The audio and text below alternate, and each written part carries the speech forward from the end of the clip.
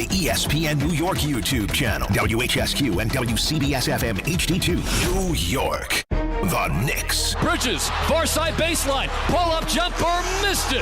Atlanta wins. The Hawks. Atlanta comes in and highway robbery. They steal game 2 to even up the series. The NBA playoffs. This shouldn't keep happening, and I think that's the biggest concern I have. Am I worried they're going to lose a series? No. Game 3 coverage gets underway Thursday night at 6 on 1050 ESPN and the ESPN New York app.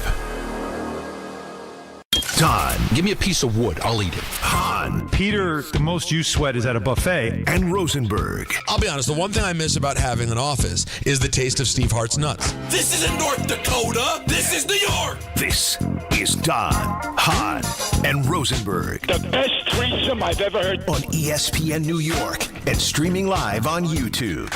3:01 of the big city. Don, Hahn, and Rosenberg with you until 6:30. And then it's Mets baseball. Metsies. Mets. Let's go Mets. Can't you wait? Get excited. Mets are coming at 6:30 pregame. 7 o'clock first pitch. We got so much to get into. Yankees beat the Red Sox. No Yay! juice. No juice. The Knicks have to feel a lot better about themselves today than they did yesterday. Because what are they saying in Boston now that the Celtics all of a sudden made it a series with the Sixers? So there's a lot. Draft it's there. You can see it. Can we talk about it? It's right around the bend. Now we can talk about it. Now we can have fun with it. All right. Now if you've got a mock draft, I'll pay attention. Because now it's the day before. And we're all over it. 4 picks in the top 16 locally. So I'm excited about that. Monica McNutt's going to join us coming up at 4 o'clock, her weekly spot. We got a list at 4:30, which I've been discouraged off the list I wanted to do. See, if you didn't discuss it with us, though, because I would have, if I liked it, I would have said, no, let's do it. No. I'm not big into that doesn't discouraging. Help me. No, it doesn't help Anthony. But maybe we could have helped. So whatever it is must be. Maybe we could have helped make it work. No. No? No, you don't think? Can we? I may go ahead with it anyway. Oh wow, Anthony's power not. through. He just walked out of the room. I may go ahead with it. Anthony's going home. Because what's more embarrassing? He's going home. What's more embarrassing? Not having a list. Me doing the list I was told not to do, or not having a list at 4:30. Yeah, that's embarrassing because it's a segment that everybody look forward to every single week. And it's counting down. No, he's now plugging something in. Oh boy, my computer. You have set him off. Now he's plugging his computer in. Yeah. See. Now I don't know. Look, the guy left the room, came back, and started plugging something in.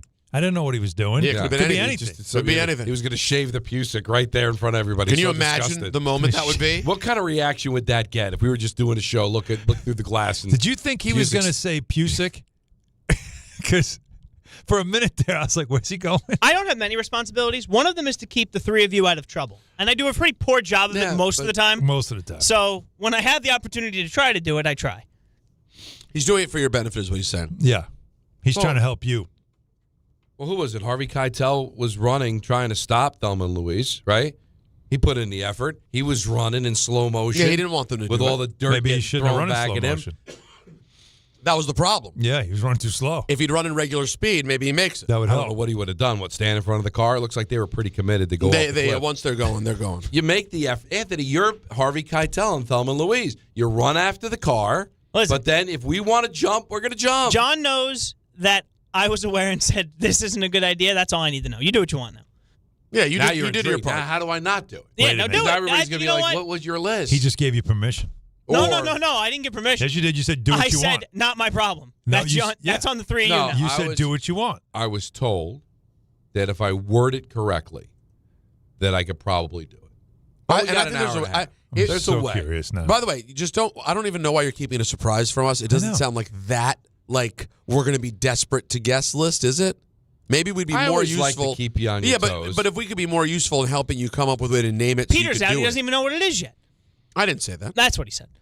I just want to be careful. Because Peter thinks, and he's wrong on this, that when I get into the weeds on a list, it usually is something that Peter's not going to be very interested in. No, I think I can figure out what the list is. Yeah, you know it. You could figure it out. What is going to get our pinhead suit upset? I'm not going to say that, but have an idea. Yeah. But there's a way to say it, I think. You're talking clearly about a team in this area who's playing horribly. Yeah, and accentuating some of the things that went wrong. Right. So it's about how you verbalize that. Yeah, and wording it in a certain way can be upsetting. But, hey, listen, we got an hour and a half to figure it all out. Speaking of which, I'm just now getting my eyes on the brawl at the Mets game last night. Bit of a fight, a little bit of a kerfuff between Mets fans and Twins fans. You know that rivalry when they get together. Oh, when they get together. What was it, 3 people? They were just trying to keep each other warm. It was right. You know what? You might be right. They do look freezing. You know, the sound of one man booing. Last night hit different. Because you're home. You got a 3-0 lead. Lindor hits a 3-run home run. Finally, something your to feel ace, good about. your guy, your future. Let's go. Is perfect through 5. Yeah. Now, I wasn't under the delusion that he was going to pitch a perfect game. No, but still, through 5 innings. But you're thinking, all right, this is it. All right, let's get to work. Again, I don't believe they're going to turn it around. I don't think they're a very good team. And even if they did turn it around, what does it mean long term? We went over that chapter. Mm-hmm. But then to see Buxton hit the 2-run home run, you're like, oh, boy. Here we go. Because at some point, Devin Williams is going to have to come in either to protect the 3-2 lead or keep the game 3-3. It ended up being 3-3. He comes in, none chance. I mean, 4-pitch walk to start, doesn't retire. The Mets were actually fortunate in that 9th inning. It was only 5-3. Because when Williams left, bases loaded, nobody out, Warren comes in, strikes out the side. You're thinking, oh, maybe they'll do something. No, with not even a whimper in the bottom half of the 9th inning. They are so shot right now. The crowd, by the way, when Warren it was one great. strikeout after another. It was great. That's why I texted in the group, God bless these people, because they were chanting MVP, Peter. They were chanting MVP. You know what? There was actually juice in the building, and they were already down 5-3. Like, they knew their fate. These poor people knew that they came to a game, froze their asses off, and had the audacity to think we might actually win this game. The audacity of hope. It's Obama's book, I think. They were down 2, and they were still cheering. 12 straight losses. Gelbs had the sage out before the game. Didn't work. Nothing's worked. Did you see that little segment? That was great. He'll win an Emmy for that, I promise. Longest losing streak since 2002. So that's 24 years ago to you and me. Mm. If they lose tonight, it'll be their longest since they had a 15-game losing streak in 1982. 1982. George Foster. The only people in this room that could have a conversation about 1982 are me and Al. That's it.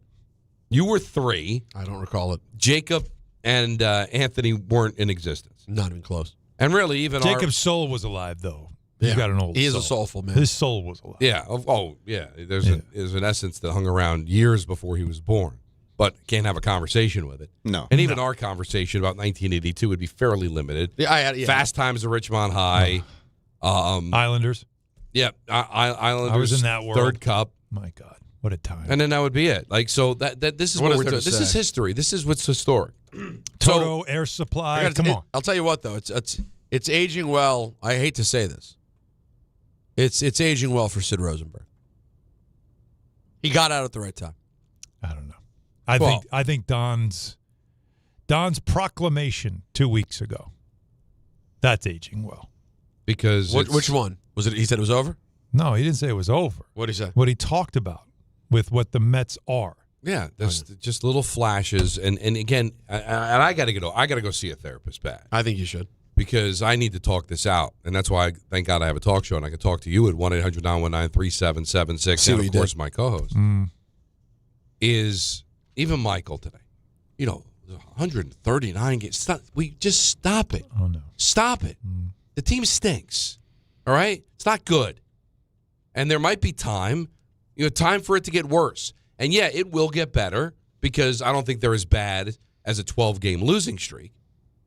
But to start having conversations about turning it around and everything's going to be great, stop.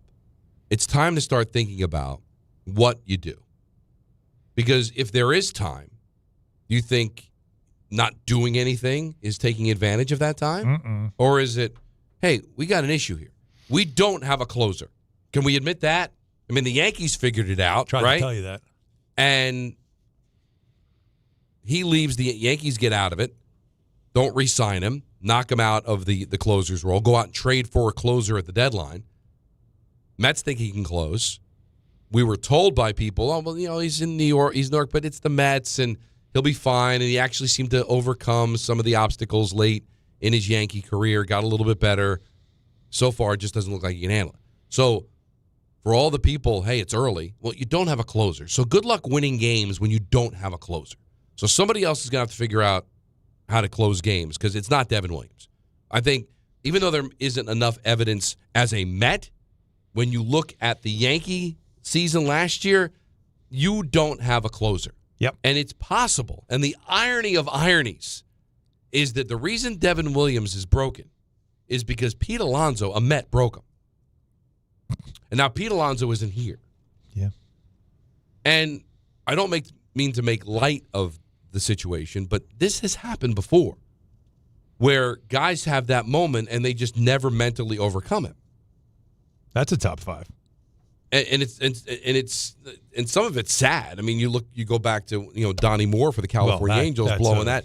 And he lived with that for the rest of his unfortunately short life. Mm-hmm. But that's a totally different situation. But from a player standpoint, it broke him. Sometimes a player loses it and never gets it back. And it's possible. It has nothing to do with not being able to handle New York. It's that in a big moment, he was broken and he didn't overcome it. Maybe he will overcome it at some point. But right now, Mets can't afford to wait and see if that's going to happen. They can't hit.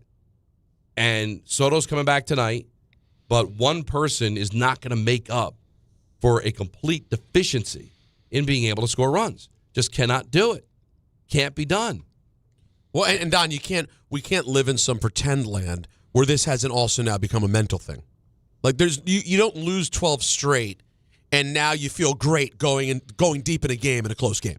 Everyone now feels broken. Mm-hmm. It's not just the fans. Mm-hmm. There's not a player on that team who's now not thinking when they suit up that day. This is going to go bad. How are we messing this? We're messing it up today. Yeah. And now, because it's the Mets, and this is where I'm broken, is that this is the Mets have always been the underdog. Mets have always been the little engine that could. The Mets have also been the whipping boy and the butt of jokes for a long time. I mean, what the Minnesota Twins tweeted yesterday. I mean, I know the social media. It's not the organization. It's their social media group, and it's usually a lot of kids. And this happens in pro sports. And it happens a lot in pro sports. But you can get away with that. So what was the tweet? What comes in a dozen? Yeah. Was it a dozen eggs? Mm-hmm. And then a dozen, Met losses or whatever. Because you can troll the Mets because the Mets can be trolled. Stephen A. Smith making fun of them on First Take. That's what happens, all right? Nobody makes fun of the Marlins if they lose 12 in a row. Who cares? Nobody pays attention. But it's in New York, and it's the Mets, and the Mets have a huge fan base, and the aura of this organization is losing. That's what it is. It's always the go-to. I remember just being a kid and how made fun of I was for being a Met fan. And it'd always be that joke of, the guy with the Met hat, Saturday Night Live, right? That was always the joke of it all, because that's kind of what the Mets started out as when they came into being. Get Casey Stengel in here, and we'll just be the fun family. We're not going to win, but just come here, and we'll get some older players. You remember, we'll bring in Duke Schneider, we'll bring in Don Zimmer. We'll bring in all the old Brooklyn Dodgers and New York Yankees and Giants. Have them play, and it'll be a fun play. We'll have Mr. Met, who for a long time was the biggest celebrity. It's still overdone with Mr. Met because it seems like Mr. Met is always there. And it kind of comes across as like a clown show. Oh, yeah. And you don't win enough to erase it. Because when you're winning, and it's not about Mr. Met, it's not about, Casey Stengel's placards and Joe Pignatano's tomato patch in the bullpen and Metal the Donkey and all that other yo-yo stuff. Because when you're winning, none of that matters. Because you don't need all the side But when you're losing, that kind of becomes your identity. Yeah. And that's what this is. And that's what they always have to try to overcome. So when the Mets lose, it's easy to just pile on them because that's kind of their mentality. So to Peter's point, it's easy to break if you're a Met because now you come to the ballpark and now you're a joke. You came to the ballpark on opening day with the expectation that you might be a championship team. And now, what is it, 7-16 worst record in baseball. There you go. It's April 22nd, and now you're a joke again. Mm-hmm. Look on the bright side, though. Our station, we are the home of the Mets. Right. So it should only feel appropriate to you, Don, that when you said it's a joke, and I went to go play the classic K-Show drop of you saying it's a joke, I couldn't because the drops don't work. So what's more than irony? I don't know. What happens when it's irony, when it's double irony? Yeah, we need to come up with something. Double irony. Yeah. Clown show. Or that. Clown show. That feels right. Thank you. The only thing I was thinking of today when we're talking about what to discuss of this matter, because, when it gets to double-digit losing streaks, it goes beyond like a slump or a bad run. Like this now starts to become, this is who you are. Yeah. Remember how there was so much outrage when we were doing Sieves and previews of what Jeff Passan said? He set a ceiling and a floor for the Mets. Mm-hmm. What was the floor? Low. Yeah. Was it like in the 70s? 75? 70? Yeah. Yeah, it was like mid-70s. And we couldn't we couldn't believe it. Right? What do you mean, right? Like this is a $365 million payroll. They've got a lot of talent here. Look at how they've changed up this roster. They've got Soto and Lindor. There's no way this team could. How are we feeling about that now? Well, there are things that you see, like we are too close sometimes to it to see it for what it really is. And maybe it takes somebody like a Passan or people outside the aerial view and look down and go, no, that roster's not that good. They were better. They aren't as good. You thought run prevention and bullpen, that was going to be a big thing. And they were building towards whatever David Stearns had a plan for what they were supposed to look like. And remember what he said. Let's also because you're going to kill players all you want. And Mendoza's probably going to be the first guy to go. But Stearns got to wear this. And you got to remember the things he said at the end of the year that we've got to hold him to, which is a team that will be better than the team we finished the season with. Let's not forget those words. Yeah. Right? We want to build a team that when we start next season, it's better than the team we were. Are they? No. They're the just as same. bad. Now they might turn out to be better later in the season than they are now. Once he makes more moves, he's going to have to make. But he said the start of the season will start next season with a team that's better than the one we finished with. Those were his words. Yeah, and that is not true. Now, what do you do about it? Now, firing Mendoza is easy, okay? And at some point, it's going to happen because you can't have this colossal embarrassment and have somebody not pay. And considering all his lieutenants lost jobs last year, it's only natural that, all right, the move will be to let Mendoza go. And I expect that to happen. But is that going to work? Now, they'll probably bring in Carlos Beltran because that'll get a lot of fans excited because he's a former Met and he's a Hall of Famer now, and that'll create buzz. Will it make the team better? We'd have to wait and see. I don't know what that looks like. Does his name and status as a player do anything in the room that just gets a little more attention? Absolutely. Because I will tell you this about Beltran. They loved him in Houston. They loved him in San Francisco, too. Yes. When the Mets traded him to San Francisco, everybody went nuts because he's like a savant and he teaches young kids and he loves to impart knowledge. Unfortunately, he also loved to impart like cheating knowledge. Well, that was the Houston thing. But it still came from the same spirit of this guy knows baseball. Let's follow him. Let's listen to him. So if there's anybody that can kind of get the most out of these players, it appears, at least on the surface, you would think it's him. That Carlos Beltran would be the guy. But now, you brought up David Stearns. You're not firing your general manager. Not yet. But if I'm sitting there, I'm like, all right, listen, I'm going to have to own this. Maybe I didn't build the right team. What am I going to do about it? Am I just going to sit there and wait until June when we're miserably out of it? Or do I start making some decisions here? Like, do I start looking for somebody that can be a closer and not Devin Williams instead of continuing to trot him out there and hope he turns it around? Well, first thing you do is look on your own roster. And you say, right, exactly. I can't just say I believe in Devin Williams. No, because of what you said. There's a track record that started last year that the Yankees gave up on him several times, right? And realized he's just not a closer. And you've got to reach that point of the first thing we've got to do is make sure that if we have a lead or are tied late in the game, that we have somebody we can rely on. You know, the Yankees went to Luke Weaver for a little while. Yeah. So, and you got him on your roster. So the Mets can do that. He's done it, and it's look, you look at Devin Williams, you go, we gave you 20-something games, man. That's the thing. It's like tonight, can't afford to lose any more of these. We can't have you come out and walk the bases loaded. Can't. And it wasn't a save situation last night, but again, the next save situation. It was a hold. The next save situation, he can't be the guy to come out there. This can't happen. And with a long homestand, you know, you can't wait till the road to have him come out and try to close the game so the fans don't start booing him. You got to figure something out. If there's not enough offense, go find some offense. You're a general manager. I know it's early. It's very difficult to make trades, but just start thinking about it. And when do you get to the point? What about call-ups? When do you get to the point, call-ups, where you say, we did everything to make Lindor comfortable. Maybe it's time now to address him. Good luck with that. Is there something to be done with him? Because if you listen to the rumors about the closeness with Cohen and his wife's political leanings irritating other players and things, I don't know if it's true or not, but I do know that he is not living up to his expectations. He's not living up to the back of his baseball card. He's not living up to his contract. Well, he did get you three runs yesterday. He did.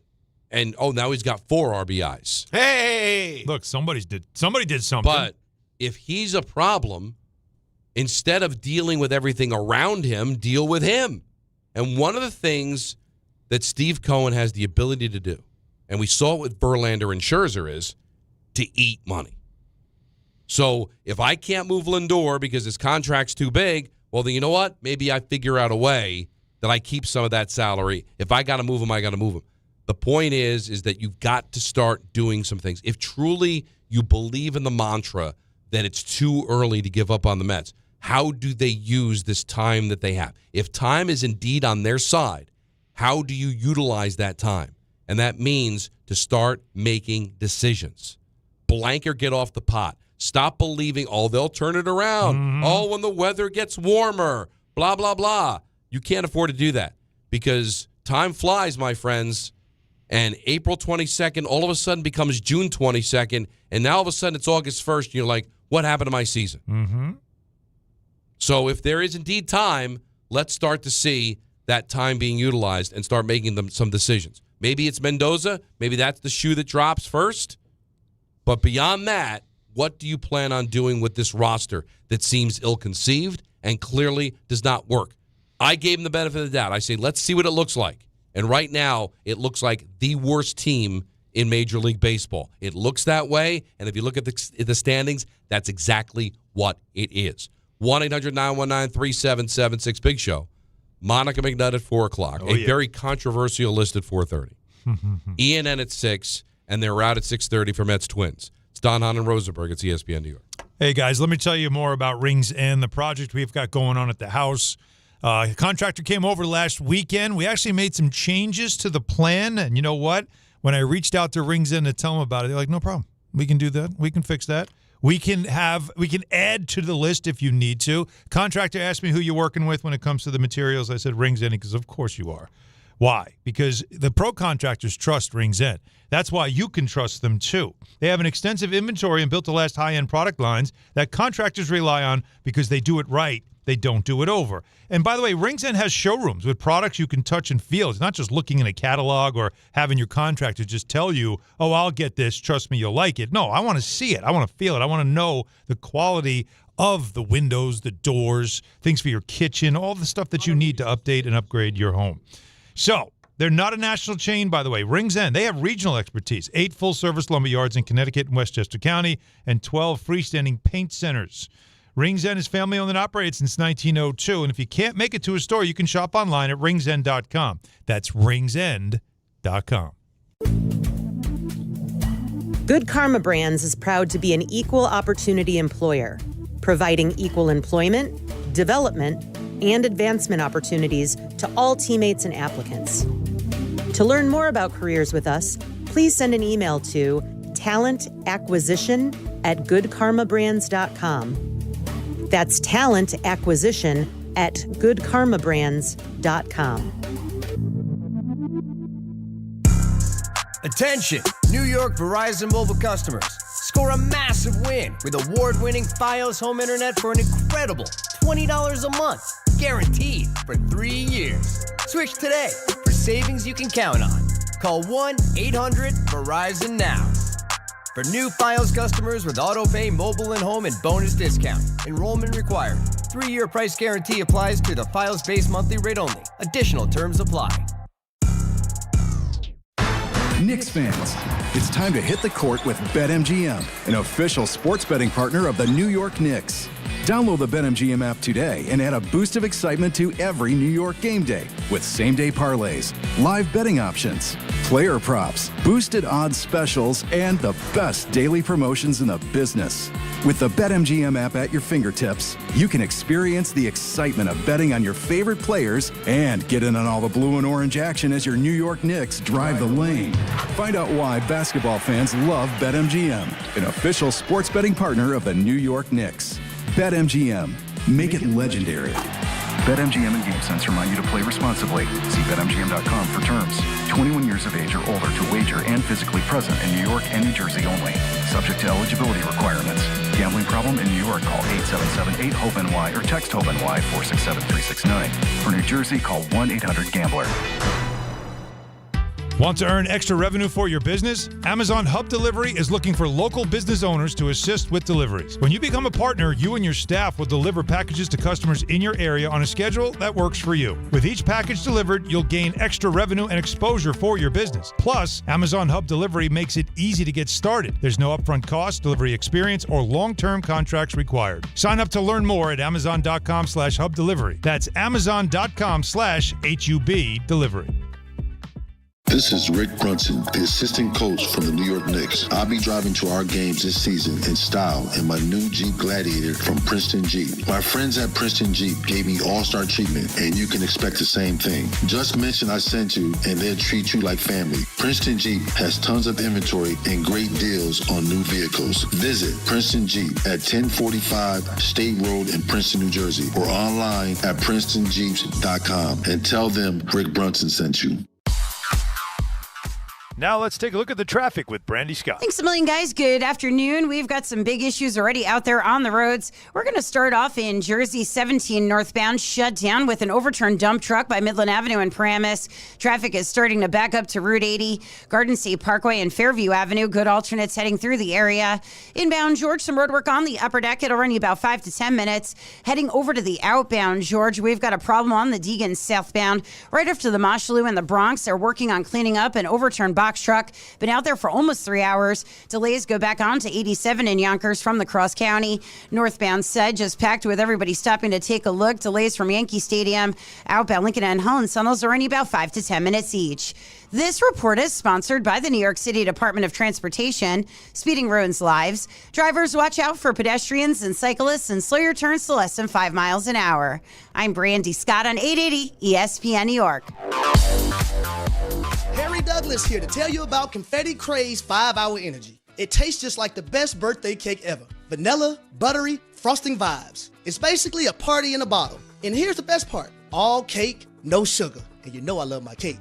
So I get that big birthday energy without any sugar guilt. The bottle's small, easy to toss in my bag, and perfect when I need a quick, tasty caffeine boost to cakeify my day. The Funfetti flavor is back on 5hourenergy.com or Amazon. Crack open a Confetti Craze 5-Hour Energy shot today. Progressive knows that boat days can come with unexpected problems. Dang, I forgot the wakeboard. How am I supposed to enjoy myself without my favorite water activity? I mean, sure, we could still go tubing, fishing, or even just relax on a floaty, but without the wakeboard, what's the point? If a real problem comes along, your boat's protected 24/7 with Progressive, so you can keep worrying about boater problems. Progressive Casualty Insurance Company and Affiliates, not available in D.C.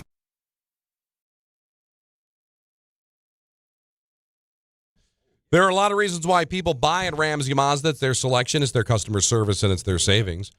Lease a new 2026 Mazda CX-50 Hybrid Preferred all-wheel drive for $259 for 36 months, or buy with 1.9% APR for 60 months. Start shopping now at RamseyMazda.com. Choose wisely. Choose Ramsey Mazda. Call 833-853-2970 for lease details. VIN TN155263. MSRP $37,455. Zero security deposit. APR at $17.48 per month for $1,000 financed, and it's $430.26. I'm on to you, Jake. You're going to love this. I'm on to Jacob. Go ahead. What do you think he's doing there? He's going to be hammering 82 all day. Who's happier than you? Oh, I'm loving Is there it. anyone happier than you right now? I am loving this. I told him the rest of the show. And he already told me what's coming up next. This is so your wheelhouse. Wait, why 82? It was the year of the Mets? The Mets. If they lose tonight, it'll be their longest losing streak. And Don's favorite Billboard Top 100 is got to be 1982. It's got to be. Early 80s. Like the countdown on Sirius XM this weekend was 1980. Right there. Yacht Rock. Just Still good? Ambrosia. Even 80 was good? 80 was 80 good. was good? Okay. Now, you got to be careful. 82 and 83 are unreal years for that kind of 81, music. It's all, I thought 80 still had too much disco in it. It wasn't too bad, but I'm just trying to think with the top three. I think 3 was Christopher Cross, Ride Like the Wind. That was his. Remember? Didn't he dominate that year? Yeah. Number 1 was Call Me by Blondie. Blondie. Great song. That's from really good song. American Gigolo, right? Right. Which was a song offered to Stevie Nicks, but she couldn't do it. Sad. So they gave it to Deborah Harry. Did it better. So thank you, Jacob. That's a gift for me. Thank you. I would just like some. No one's happier today right now than Don. Well, It's like his birthday. Can you just do me a favor? I don't want to overstep because obviously it's to celebrate Don here, but I would love some Hall & Oates or Kenny to get included there. It's a good window for my guys. There's 82. I mean, yeah, right there. You probably get Sugar Hill Gang in 82 as well. No, maybe 79. That's a 70s vehicle. They didn't have anything in 82. No, rap's tough. I believe actually the Message is 81. 82 could be The Breaks by Curtis Blow. I was thinking of Curtis Blow. Right. It's so funny.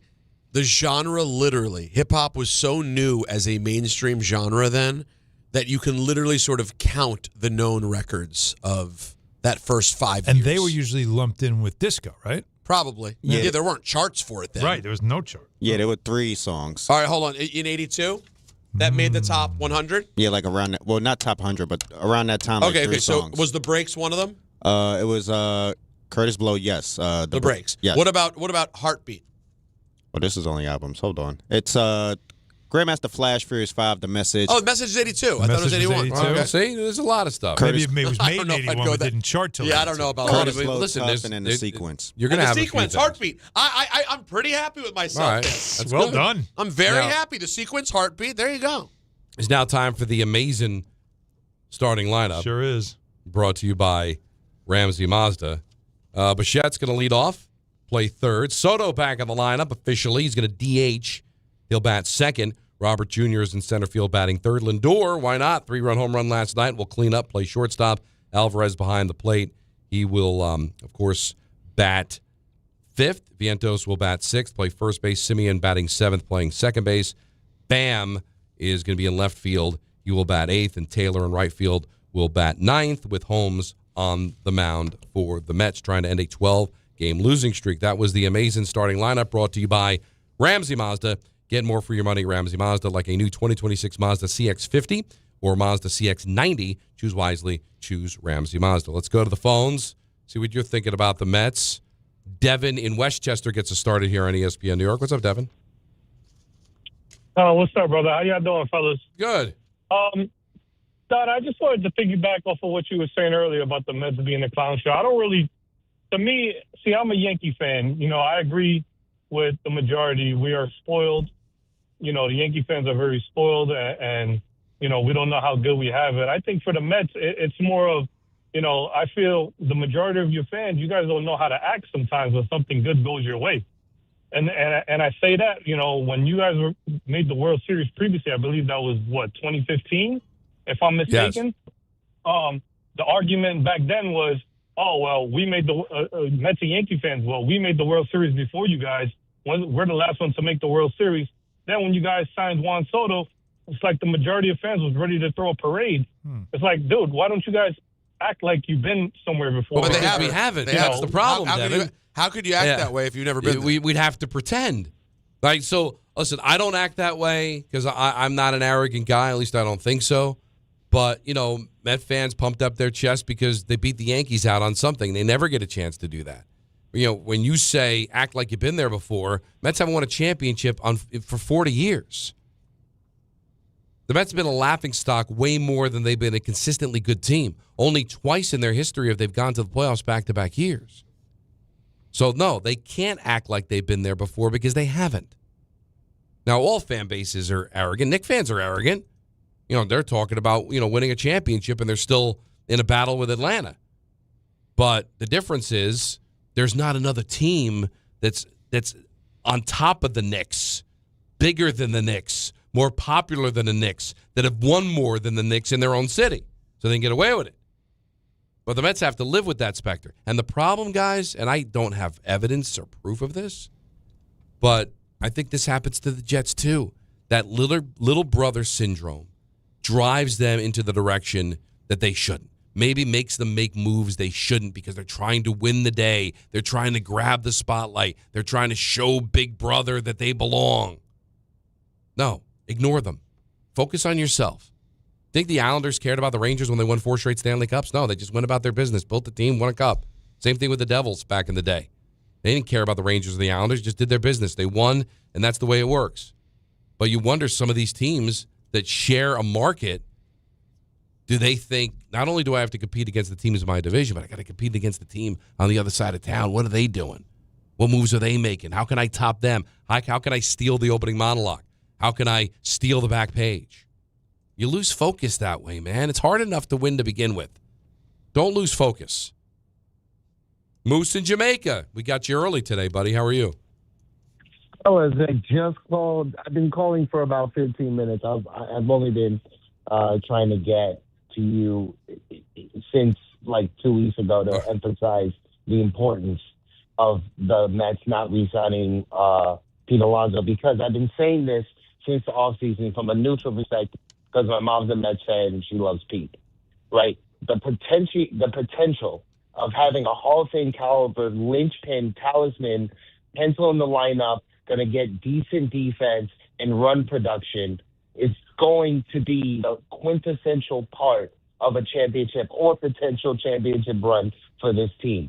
To have a homegrown talent who performs not above average, but elite in home runs and run production, right? That is what they need. Well, and what they have in Blanco and all this, yeah. The thing that killed them, and Moose, you're not wrong. I mean, obviously the Mets can't hit, and having Pete Alonso at first base would probably be a lot better than what they got right now, whether it's Polanco, Vientos, whoever they're putting at first base. But they had their shot last year with these guys, and they won 83 games. And I think that emboldened Stearns to go, yeah, we got close. I think he wanted to blow it up at the end of 24. Yep. But said, I can't. We went to Game 6 of the League Championship Series, gave him another chance, and they wet the bed. Mm-hmm. So as much as I loved Alonso, and I don't want to see Nimmo go, McNeil, it didn't bother me as much. But it was like, all right, we got to try something new. This isn't working. But I did say at the time, well, it better work. It better work. And right now, it hasn't worked at all. That's why you're right. Look, there's a number of teams that are off to a bad start. A number of good teams, or at least teams we thought would be good. We thought Houston would be better. Yeah. Philadelphia's Boston had an awful start. Yeah, Boston. I mean, how embarrassing was that for Boston last night? No, shut out in your building. Phillies, right? So there's a number of teams. So they're all going through the same thing. Do they talk to each other? You try to figure out, like, well, it's not working here, but maybe I can help you, you can help me, whatever it is. Those Mets, Phillies, Blue Jays, Red Sox, and Astros combined 43 and 74. Yeah, it's crazy. That's really bad. The only issue is the Blue Jays just had recent success, right? Alex Cora is not going anywhere in Boston. And the Astros also kind of went through it as well, and they saw it 2 years ago turn around, where they were off to an awful start and ended up winning their division. But there's like the good news and the bad news on the Met thing. Think about this last year. Toronto was 4 games under 500 in May, and they got to the World Series. Mm-hmm. The Red Sox were 5 games under 500 in June, and they finished the season 59 and 38. So it can turn. That's why the whole idea of what Michael was saying, there is reason to believe that. But you flip it and say, all right, well, the Mets had the best record in baseball to start June, and they finished 38 and 55. But a lot. The Astros was 60 and 42 in late July. Late July had the best record in the American League, and they finished 27 and 33 and also missed the playoffs. So which is it that you believe in? the group that you built that they'll catch and it'll turn like, Blue Jays and Red Sox? Or is it this ain't right? And that's the Mets or the Astros. Like, which is it? But that's, you know what? That's up to Stearns to figure out. You can look at the 83 wins from last year and say, all right, it was a tough season. But it doesn't take much. Win a few more games, you can get a wild card spot, right? Well, it's not just about the start to this year, but it's also about what it's looked like since June of last year. And this has kind of made the rounds. I don't know if you've seen this. All right. The Mets, on June 12th, is when Senga hurt his leg trying to stretch for the Alonso. 38-55 was the finish from that point. On that day, they honored Brian Wilson of the Beach Boys. Mm-hmm. Okay. Because he had died the day before. Yes. Yeah. And the song they used to honor his passing was Kokomo. Brian wasn't involved with the Beach Boys when Kokomo came out. And also, it's even if he was. And that would not be a song it's to use. The Beach Boys. You don't use Kokomo. No. Kokomo, you don't talk when about Bruce Kokomo. Springsteen passes, right? You don't play Dancing in the Dark. Okay? You don't do that. No. When you've got literally 1,000 songs better, it's the same thing with the Beach Boys. You don't play Kokomo.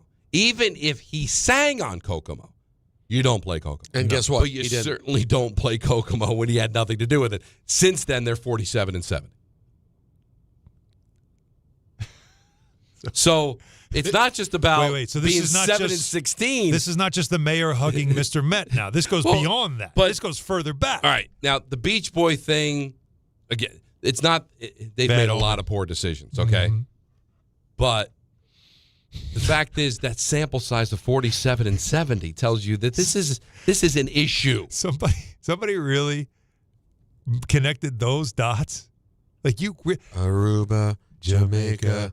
Ooh, It's not. I wanna take It's you catchy. to Bermuda, Bahama. Come on, pretty mama, to Key Largo, Montego. Baby, why don't we go? It is a catchy song, and it was a hit. But Brian had nothing to do with it. And there's He must have been literally sick about it, too. There's literally dozens of songs that you could have picked out of a hat that have more significance to the Beach Boys than that one. Especially to him. But the funny thing is, though, this is what we do as fans, is we try to find the curse. There's got to be a reason. It's really the same thing as the stupid Grimace thing from last year, right? Or 2 years ago, was it? Let me it was a just get Hot in Tua order. girl. Hot Tua was 2 years ago. There was the Grimace thing. Grimace was the year before. It was just, remember? And ever since then, we've been great. And it's always some type of some kind of goofy wackadoodle, yo-yo. silly thing that happened that's why we're good because of something like this, rather than, why we're good? Because we got really good players, man. Yeah, how about No, that? it can't ever be that. It always has to be, ever since that happened, it all changed. OMG. Ever since he sang that song, haven't the lost OMG. a game. Good Why way to get can't rid it of him, just though. because you have good players? Yeah, they're always trying to find magic. That's what I've And been now the saying. reason why you suck is That's because you what played I've the been wrong saying. song on Brian Wilson's farewell, whatever it was at the stadium. But what are we doing? But be good at something. Like, how do you honor Brian Wilson? Whatever. I missed it when it happened because I didn't pay attention. But somebody had dug this up, and I'm looking at it, I'm like, all right, listen, whatever. But forget it. Since June 12th, they're 40-7, whatever it was. 47 and it's a lot. It's sickening. I thought 38, 47-70. I thought 38 and 55 was bad. No, so it's keep going back. They just keep getting worse. It's not good. Well, they had the best record in baseball the Mets did last year. So you take the 38 in the and first 55 half of the year and put that with the start of this season. It's Well, because god-awful again, it's baseball. just the lack of stability that this franchise has had in forever. So if you're David Stearns, your job right now is not about worrying about firing a manager because that's going to be the owner. Your job right now is not to say, it's April, it's early, we got to give him more time. No. Your job is to now reassess what you were thinking and what you see and immediately get on the phone and try to figure out, I've got to fix some areas of this team. Yeah, fix them. You got to be proactive, because if you sit back and say, I believe that this is what I saw on this team and it'll start to show, that's you in denial. And what do they always say? That was the old Jerry West thing about you can't compound a problem by not fixing the problem. Exactly. You make it worse the longer you wait. Take advantage of the time you have. 1-800-919-3776. More of your calls on the Mets. A list at 4:30. Don Hahn and Rosenberg, ESPN New York. The Knicks. Bridges, far side baseline, pull-up jumper, missed it. Atlanta wins. The Hawks. Atlanta comes in and highway robbery. They steal game 2 to even up the series. The NBA playoffs. This shouldn't keep happening, and I think that's the biggest concern I have. Am I worried they're going to lose a series? No. Game 3 coverage gets underway Thursday night at 6 on 1050 ESPN and the ESPN New York app. The New York City Department of Correction offers countless career opportunities, from specialized units to leadership roles that support public safety and change lives for the better. It starts with one step: registering for the New York City Correction Officer exam. Earn over $109,000 after just 5.5 years. Benefits on day one, job security, pension at any age after 22 years of service. Go to nyc.gov/joinDOC or search Join DOC. One career, many opportunities. Register today to take the test. Let me say this. If you're an experienced superintendent in Jersey and you know you're better than the situation that you're in, Tricon Construction wants to talk. They're building serious multifamily, medical, and industrial projects across the state, and they're looking for leaders, not babysitters, real projects, real support, real backing from ownership. If you're ready to step into something bigger, go to triconbuilds.com/careers. That's triconbuilds.com/careers. And yes, it's confidential. At City Harvest, we believe no New Yorker has to go hungry. With your help, we're on the road 365 days a year, rescuing over 77 million pounds of nutritious food and delivering it free to millions of New Yorkers, transforming surplus food into sustenance, sustainability, and smiles, rallying thousands of New Yorkers to power a network of nourishment across our city. One day, one meal, and one New Yorker at a time. That's how we feed good. I can't do it today. I already have plans. Something came up. There are a million reasons to put off a cancer screening, but one reason to keep it. Early detection can save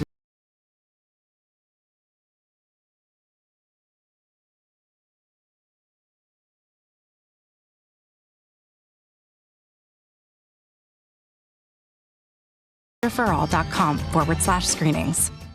We all know winning means showing up stronger, faster, better than before. And when you're chasing that edge, The Drop by GNC cuts through the noise, bringing you the best new innovations in sports nutrition and performance. From muscle building and strength support to improved recovery and focus, we curate the newest drops from GNC Amp, Pro Performance, and Mega Min. Plus, Ghost, Raw Nutrition, Bucked Up, and the top new brands changing the game. No guesswork, just leveling up. Check out The Drop by GNC for what's new, what works, and what's next. Hey, sports fans, the ESPN app has all of ESPN all in one place. The ESPN app is your home to thousands of live events, ESPN shows, and originals across every ESPN network and service. And now you can check if you already have ESPN Unlimited as part of your TV package for no additional cost. Visit activate.espn.com to learn how to access your account or sign up, then start streaming in the ESPN app. It's all of ESPN all in one place. Sign up or activate now. In a contracting business, you're either growing or you're grinding.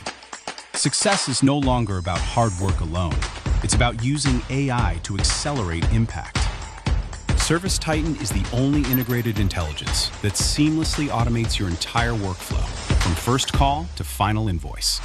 Born in the trades, built for visionaries ready to stop operating and start automating. ServiceTitan, AI for the trades. Now through April 23rd, get to Floor & Decor's flagship store in Brooklyn at 850 3rd Avenue. Enter the Design Your Day with K sweepstakes presented by Floor & Decor. Discover unmatched selection, unbelievable prices, plus standout looks in tile, wood, stone, and more. Explore fresh ideas, find your inspiration, and see real people, real projects. The Design Your Day with K sweepstakes, only at Floor & Decor in Brooklyn. Now through April 23rd. Visit ESPNNewYork.com for full details and rules.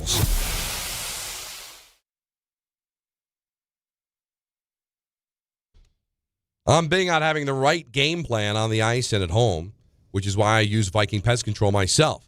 As the pest control provider of and proud partner of the New Jersey Devils, Viking has been protecting homes for over 45 years with expert pest control service and solutions tailored just for you. From ants and cockroaches to rodents, stinging insects, and backyard mosquitoes, Viking keeps pests out of your house and out of the play. Bundle pest control with mosquito services and save big. One call, one company, total peace of mind. Visit VikingPest.com. Viking Pest Control, protecting your home inside and out. I tell you, you saved me, Anthony, and I appreciate it. I would have gone the rest of my life saying cockroach and not think anything of it. See, I'm mad now that I brought it up. And I now have never said it again. I still say it that The way. reasons are I great. think you should. Now, you may notice there's a recorded vehicle that it still says cockroach. So for the people that want to throw back, they never changed it. Can you put out a poll asking people what they prefer? Do they prefer Don saying it properly or Don saying it old school? I burned this cockroach! I think people are going to want the A back in there. It hits different. Cockroach. Cockroach. By the way, you're not the only. It's very common. I just want to be clear about that. Okay. We're having fun with you. Yeah, people say cockroach. Everybody in Brooklyn says it that way. Yeah, everyone. I think in the boroughs in general, people say cockroach. We were only having fun with it. I didn't want it to be changed. I know, I just but found look it at the endearing. read. He still puts it in bold. So I don't. He treats you like a child. But you know what? It's working. I'm surprised he didn't spell it out phonetically for you to help you through it. All he had to do was get rid of the A. With syllables and everything else. He's turned my life around, and I want to show my appreciation. By the way, Jack and Diane, sad song, isn't it? What's the actual story about Jack and Diane? They were just two people that were dreamers that really weren't ever going to become anything, and they were in the prime of their life, knowing that where they were right there as teenagers was never going to get better than that. Right. Sad sucking song. on chili dogs. Yeah, outside Tasty Freeze. Gypsy and Budweiser You almost Nips. got it. Click. No, Budweiser Nips. there could be a By Gypsy Bond. There could be You could do a Jack, a Don and Nancy song. Yeah. Well, that makes it now. Don and Nancy are sad. They're not losers. because we made it. But they made it though. That's the best part. This is like the answer to Jack and Diane. Yeah. There's Don and Nancy. You can make it out. You can make it out of Clixies and Gypsy Pond. And I can't tell you the last time I drank a Budweiser nip. They still make them? Nips are not common. No. Doesn't mean we can't find one. Yeah, can you find a? That would be a nice throwback. What were they? They were like Beach Bash. They were the mini Yeah. bottles. Yeah. Yeah. But they were bottles. They're bottles. I guess they were I don't think they're made anymore. probably 8 ounces. It feels like a waste of glass, if I'm being honest with you. Pretty much. Well, it also made you feel like you didn't have to tell people it was a nip. So they're like, you go to a party, it's like, how many beers? I'm on my 7th beer, man. Well, really, it's like 4. Yeah. Maybe 3. The whole idea was you could just easily conceal it. I think they use them for the 999 challenge now. Sure. But that You know what? It's a great call. Probably. That was the point with the parachute pants. And I got to show you the picture. It was 80s day at school. Whoa. Yeah. So Marco dressed up like Run DMC. Come on. And I got to show you the picture. She found parachute pants, but they didn't make them like they did in the old days with all the different Bugle pockets. Boys It was with the just they zippers. were made with that same material. Okay, let me see. I lived on those. I had a white pair, which was risky because you could see my tighty whities, but a black pair. You could see through the pants? That's They're not, yeah. Were they jeans? No, the parachute pants. Oh, you mean parachute? When you say parachute pants, you mean like skids? No, parachute pants.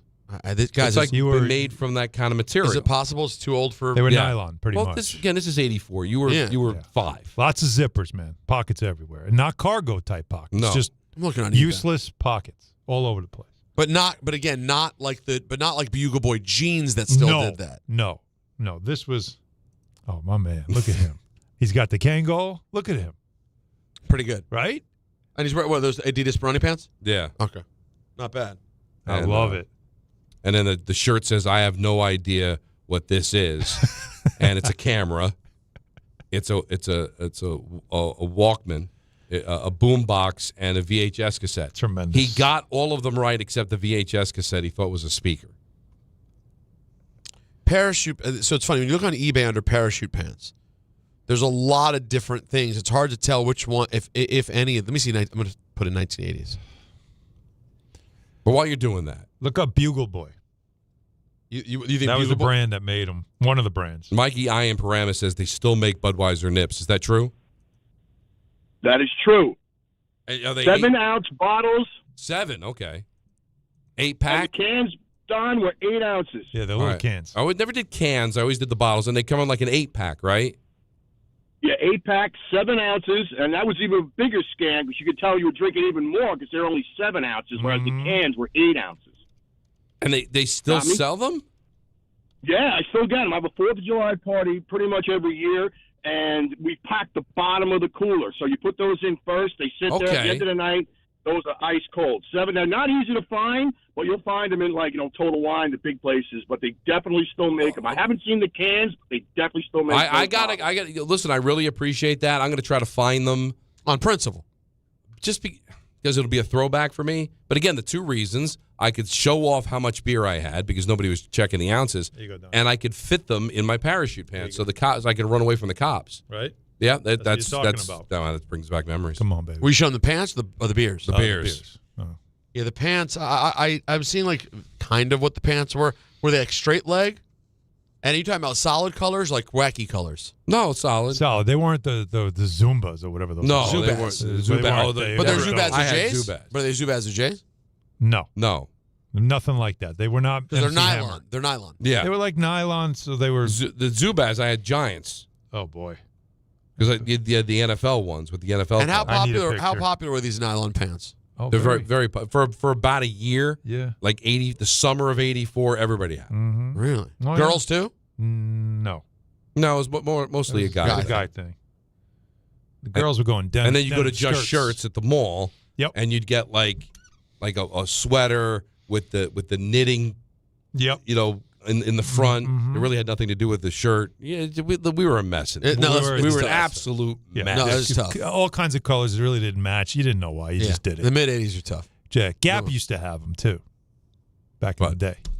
All right, more calls. Want to bring the Yankees into the conversation as well. We've got Knicks. We've got draft. But Monica McNutt, first up. She's coming up at 4 o'clock. I'm good. We'll talk Knicks with her. I'm going to have to sit this out. I understand. You guys need to come to a... No, you can't. You can't. Listen, I think it is what it is, Alan. Would he come to a what? Yeah, what do I say? It's clear. Come to an understanding. I understand. Peter's just got to move on. Yeah, I understand you're disgusted by me. But, yeah. I didn't even do anything. It's your fault. And really, an apology would be empty. She said it. Right. She clearly meant it. If anything, Don, you should apologize. You're the one who kind of made this happen. I was just I didn't know minding she my was business. going to say it, but once she said it, you knew it was going to be a drop. Way too short, way too bald, not my type. Can't let that go, man. I'm gonna lay out. All right, listen, I understand. Monica McNutt coming up next. More God calls hates as well. Don Hahn and Rosenberg, ESPN New York. Wow, that's a lot of distractions.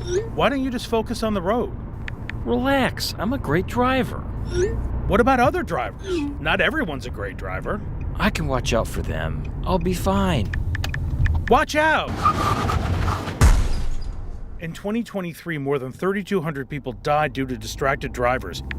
Keep your eyes on the road. This message brought to you by the New York State Governor's Traffic Safety Committee. Hey, New York and New Jersey, Boost Mobile has an unlimited talk, text, and data plan that's only $25 a month forever, meaning you'll only ever pay $25 a month for the rest of your life. Who wouldn't want unlimited wireless when it only costs $25 a month forever? If you don't, you must be one of those people who enjoy overpaying for their phone plan. $25 a month forever is truly as good as it gets, so go online and switch now at boostmobile.com. After 30 gigabytes, customers may experience slower speeds. Customers will pay $25 a month as long as they remain active on the Boost Mobile Unlimited plan. Monkey Sports, built by players for players, is your one-stop shop for hockey, baseball, lacrosse, and more. find top-name equipment and expert in-store services like sharpening, break-ins, and relacing. Shop in-store at Monkey Sports in Farmingdale or Woodbridge or online for all the top brands. Whatever your sports, Monkey Sports gets you game ready fast. Monkey Sports, where athletes shop. You make sure his toys don't have any sharp edges. You taught her what to do when the smoke alarm goes off and to wear a helmet when she rides her bicycle. You do so much to keep your child safe. But are you using the right car seat for your child? Car crashes are a leading killer of children ages 1 to 13. Protect your child's future at every stage of life. For information on the right seat for your child, visit safercar.gov/the right seat. Sponsored by the New York State Governor's Traffic Safety Committee. Download to see if you qualify. Not all customers will qualify. Transfer fees may apply. No Albert subscription required. Albert is not a bank. Albert Instant Loans are issued by FinWise Bank, member FDIC. Not an actual client. Terms apply. Kylie, what's wrong? I just got hit with a car repair bill. I'm behind on rent, and I feel like I can never save any money. Have you tried the Albert app? Albert is your financial assistant, helping you find ways to save and create custom budgets to actually grow your money. Plus, you can get up to $10,000 for big expenses or advance up to $1,000 fast when you need cash right away. Albert can get me up to $10,000? Exactly. Albert spots you in a pinch and helps you grow your money in the long run. I'm downloading Albert right now. Download the Albert app and use promo code VALUE to borrow up to $10,000 for whatever you need. The Albert app helps you budget better and save more money so you reach your financial goals faster. Download the Albert app right now and use promo code VALUE to borrow up to $10,000. Use code VALUE to borrow up to $10,000. DiPietro and Rothenberg's NFL Draft Couchcast, April 23rd, exclusively on the ESPN New York YouTube channel, WHSQ and WCBS-FM HD2, New York.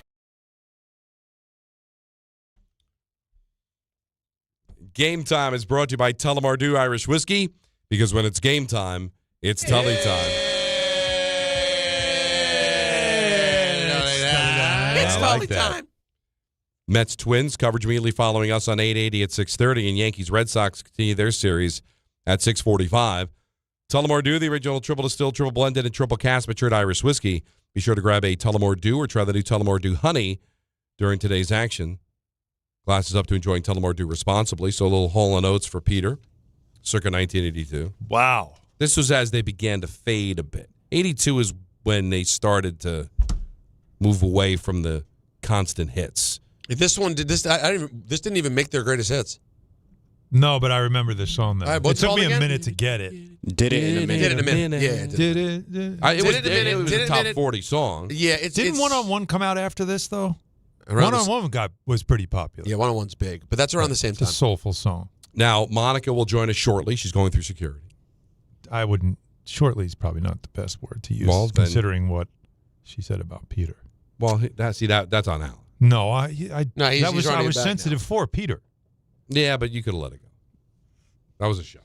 I feel like you purposely used short. He didn't need to say. I agree now. It's hard to tell these days. I think Don used. It's hard to tell which you is being the bad guy. When have you ever heard him say shortly? You know, in a minute. We just said did it in a minute. We just played the song. You think he'd use that? I didn't want to be redundant. He said, "No, she'll be joining us shortly." That is the normal thing to say. Yeah. He made a choice, Peter. I'm looking out for you. Listen, okay. I did not choose violence. You Terrible to see someone. The worst is someone pretending to be good while being bad. Yeah, that's the part that hurts. Yeah, he shouldn't be like that. No, Peter. it's you. I was there for you. Let's go to Earl in Brooklyn. You're on ESPN New York. Hi, Earl. Hey, what's up, guys? I just have a question. I want to know why we have so many platoon players on the Mets. Guys don't want to spend money. You give a memo. You don't want to pay Alonso. You don't want to pay Diaz. And we got these guys platooning at first, platooning at third, platooning in the outfield. Taylor, how are you supposed to win? You use platoon players when your starting lineup needs a rest. You don't send them out there every single day. You know what's interesting, Earl? Because on the one end, you're not wrong, right? They seem to have gotten a lot of discounted players, right? The analytics side of things. But you're talking about the second highest payroll in baseball. And they did pay Juan Soto, a ton of money. But that's one guy. Let's defer some of that money in 5 years and pay these guys. You could have paid Nimmo. You could have paid Alonso. You definitely could have paid Diaz. But they didn't want to. But that's and the interesting Diaz thing. thing let go because he was damaged goods. But the other two they didn't want. Now they're this is what's and it's a fascinating question, Earl, because are you in the discount bin because you don't want to pay anybody, or are you somebody that is like, I want to find hidden gems? I don't want to have to be wasteful with our money. I want to be able to find the guys other guys can't find. I want to flex a little bit here. I could replace Alonso for a third of the price and get the same production. Well, you haven't so far. So is that the philosophy, or is it, hey, I'm paying Soto, I'm paying Lindor, I'm still paying Scherzer and Verlander from back in the day. I want to be able to cut down on the spending a bit. Let's go shop in the bargain bin. But it's hard to call them cheap, Alan. They got the second highest payroll in baseball. No, there's no way I would ever use the word cheap with Steve Cohen. Right, but is it showing off? Like I'm want to find what other people can't find. It's very Cashman-like. Very Cashman-like. I was going to just say that. Like it's almost as if I want to build. Let me show you how smart I am. Let me take my smaller market Milwaukee swagger with me and show you here in the big city that you don't have to overspend to build a good team. And you know what? The hell with that. I've said this a million times, and I'll say this to my grave. It's New York. Demand the best. Get the best. Now listen. Whatever it takes to have the best. They paid Bichette. All right, they didn't do that. Yeah, with but he Bichette. wasn't their first choice. He wasn't their first choice. I agree. That was a pivot after Tucker, after Bellinger. Well, but I'm just I have saying to get they were. somebody. But here's the throw thing: money at that. They dude. were shopping, and he can get out after 1 year, which shows you this is not really. This is an arranged marriage. This is not a long-term commitment. But they were shopping at Nordstrom's. They just didn't come up with the player. Because there was limits, and I can understand. I can understand not wanting to give $60 million a year to Tucker. That seems a little excessive. It does. I get it, but if it doesn't get you the player, my point though is that the Bichette thing, we know what that is on face value. Right. That's Mr. Right now. But it's not a bad player. Not just Mr. Right. Not Off Mr. to Right. a great start. It's now time for the Monica McNutt Report, and it's brought to you by Calandra's Bakery. Monica, twice in 1 week. We appreciate it. Don, Hahn, and Rosenberg. Let the good times roll. Hi, guys. Wow. This might be a two-man show again. It suddenly got chilly in the studio.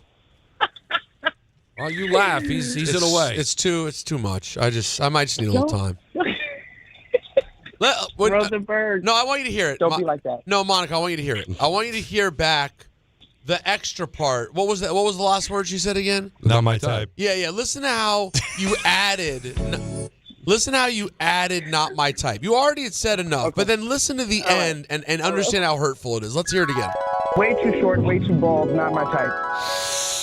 Wow, when you hear it back. Not my type would have sufficed. She had to hit the big two, right, and then plus, and more. Yeah, that's the problem, is that the "not my type" was and more. You could have left it at way too short, way too bald, but you said plus countless other reasons I don't even want to get into. That's like Fanatics Fest, right? Yeah. The Judge, Cena, and more. Yeah, that's the part I think that really hurts, is that there are too many negative attributes for you to even list them all, Monica.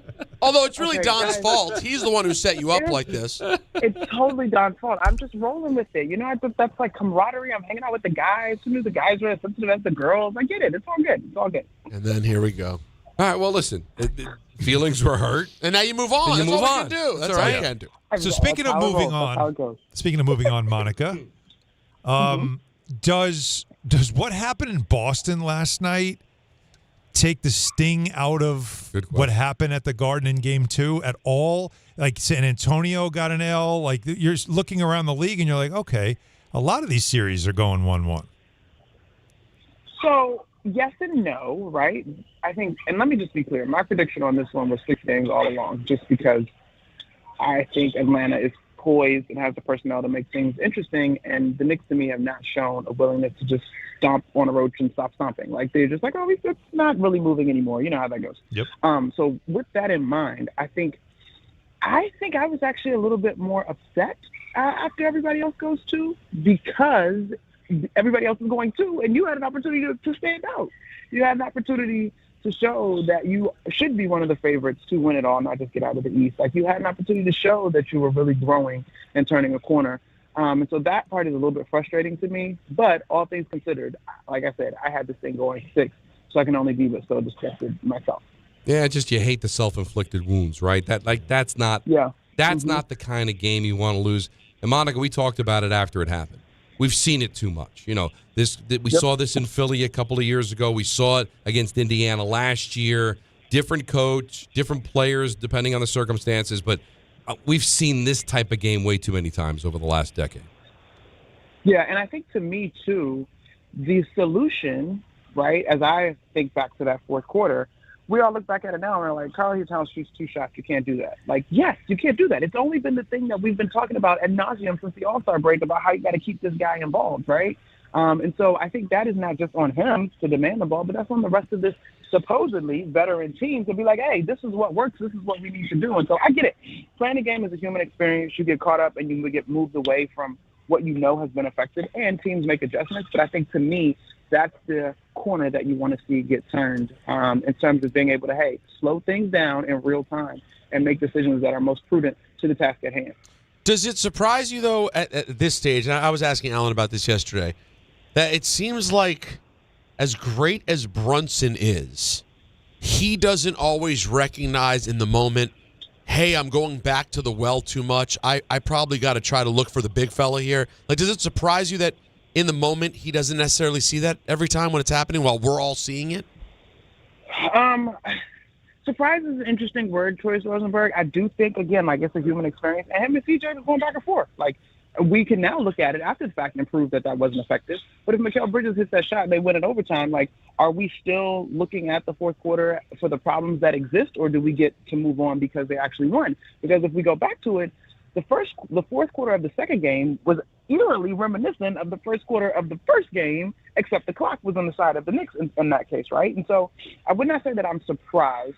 I think it's okay to say that it's a little bit frustrating, but there are so few guys that reach multi-time All-Star level that get to the All-NBA. Like, they don't get there because they make the right play all the time. They've gotten there because of their maniacal approach to competition.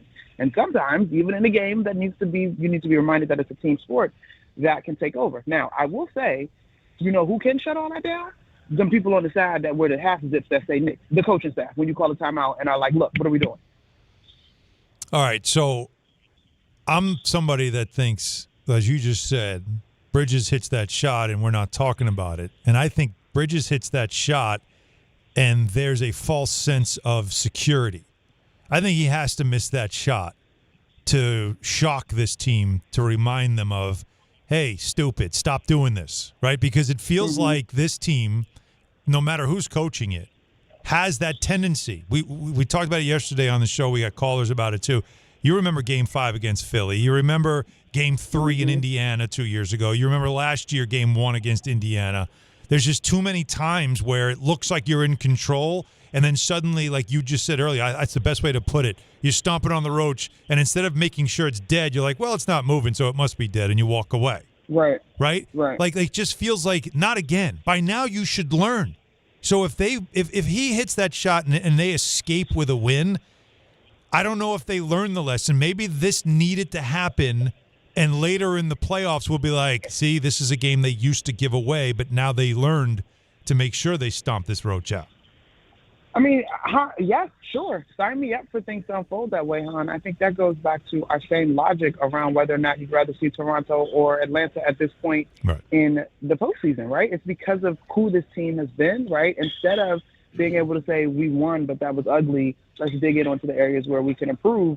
We won, yay, move on. Like, I think there is definitely some truth to that. Now, the only thing that I will say to counter that, and you guys know, you've been covering sports long enough to know, the margin of error is so small anyway, as is the margin of victory oftentimes. And I think as we look across the postseason in both conferences, it's going to be tighter than I think people maybe envision. There is something to be said for being able to get the final bounce in your favor, right? Like, the basketball gods are on your side. You've done everything right up until that point. So there is something to be said for not necessarily winning by 4 or 5 possessions. Like, that's not where we are in terms of it being real. But you're right. The maturity is, even though we won, no one is satisfied until you are the last team standing with the Larry O'Brien trophy, right? Right. And I think that is what we're watching this team maybe grow through in real time with a different style of leadership at the helm. Because last year, arguably, holding it all so tight and reminding you that you are nowhere near perfect didn't exactly pan out. So now we've swung the pendulum the other way. Where's the middle ground where the accountability actually comes from the 5, or in whatever the rotation was the other night, 9 guys that actually step on the floor, as opposed to the folks that help get the prepared. Talking to Monica McNutt, her weekly spot here on Don, Hahn, and Rosenberg. I talked about those tough losses over the last few years. They all seem to happen at home. And I guess the positive is they always seem to bounce back and do well on the road. That Detroit series was a perfect example. What is it about the Garden? Is it a little overhyped for them sometimes, or is it just a coincidence that some of the real tough losses have come at MSG? You know, Don, I've said to Tyler in real time in Game 2 when Mitch stepped over Dyson Daniels, which I was totally fine with Dyson Daniels' response to that. And then Tyler reminded me that Mitch's thing was about the extra elbow that he gave Jalen, right? Right. Okay, cool, whatever you want to do, back and forth. But I said at that point, the thing about these chippy moments, and I'm all here for chippiness. We ain't got to be kumbaya, let's play. The thing about that is chippy, and I don't know, y'all tell me in your sports analog as you think it through, chippy usually benefits the team as opposed to lose. And so I think when you combine that and the rah-rah of the Garden, like we're into it too, we got your back. Like, I'm not going to say it's a stage fright thing, but I almost think it's like a comfort, right? Like, we're home, we're up, we're playing tough, we're this, we're that. And then you look up and your house guest has completely disrespected, what it's been, but it was a slow evolution. And then all of a sudden you have a problem. And part of it, y'all, will all point back to the second unit in terms of the rotation. Part of it, the guys that were on the floor had nothing to do with. Like, you give up the 11-point lead the second time in the fourth quarter, right? Like, it becomes a collective inability to focus and maximize on the moment. So I just think at home, I don't think it's a pressure to perform. I would argue that there's maybe just you get a little too comfortable sometimes at home. Like, surely we're going to pull this out because we're at home and we got this crowd behind us. And, yeah, maybe not. What is your assessment of the rotation decisions made by Mike Brown in Game 2? What did you see, and what have you heard about it since? Mm-hmm. I get it. I do get it. It's a long postseason, but I think that moment flies, or those two moments, particularly the second time around, flies counter to in my estimation, the collaborative nature and the willingness of Mike Brown to do something different. Like, in that moment, you were so stuck to something that wasn't working that it cost us, or cost them ultimately, right? I think as much as this is an adage from an old regime, there's real truth to it. The game tells you what needs to be done. And I think that was sort of a blatant stick to the rule sheet, whatever scheme, and it wasn't a good look. Like, this is the postseason, and every opportunity matters. So, does that mean they would have won that game if not for those sins? I don't know, but it certainly is a glaring area that you can point to post-game. All right, who benefits from having the extra day off? Ooh, I'm going to go with the Knicks, just because, to your point, historically they, have performed well on the road in the postseason.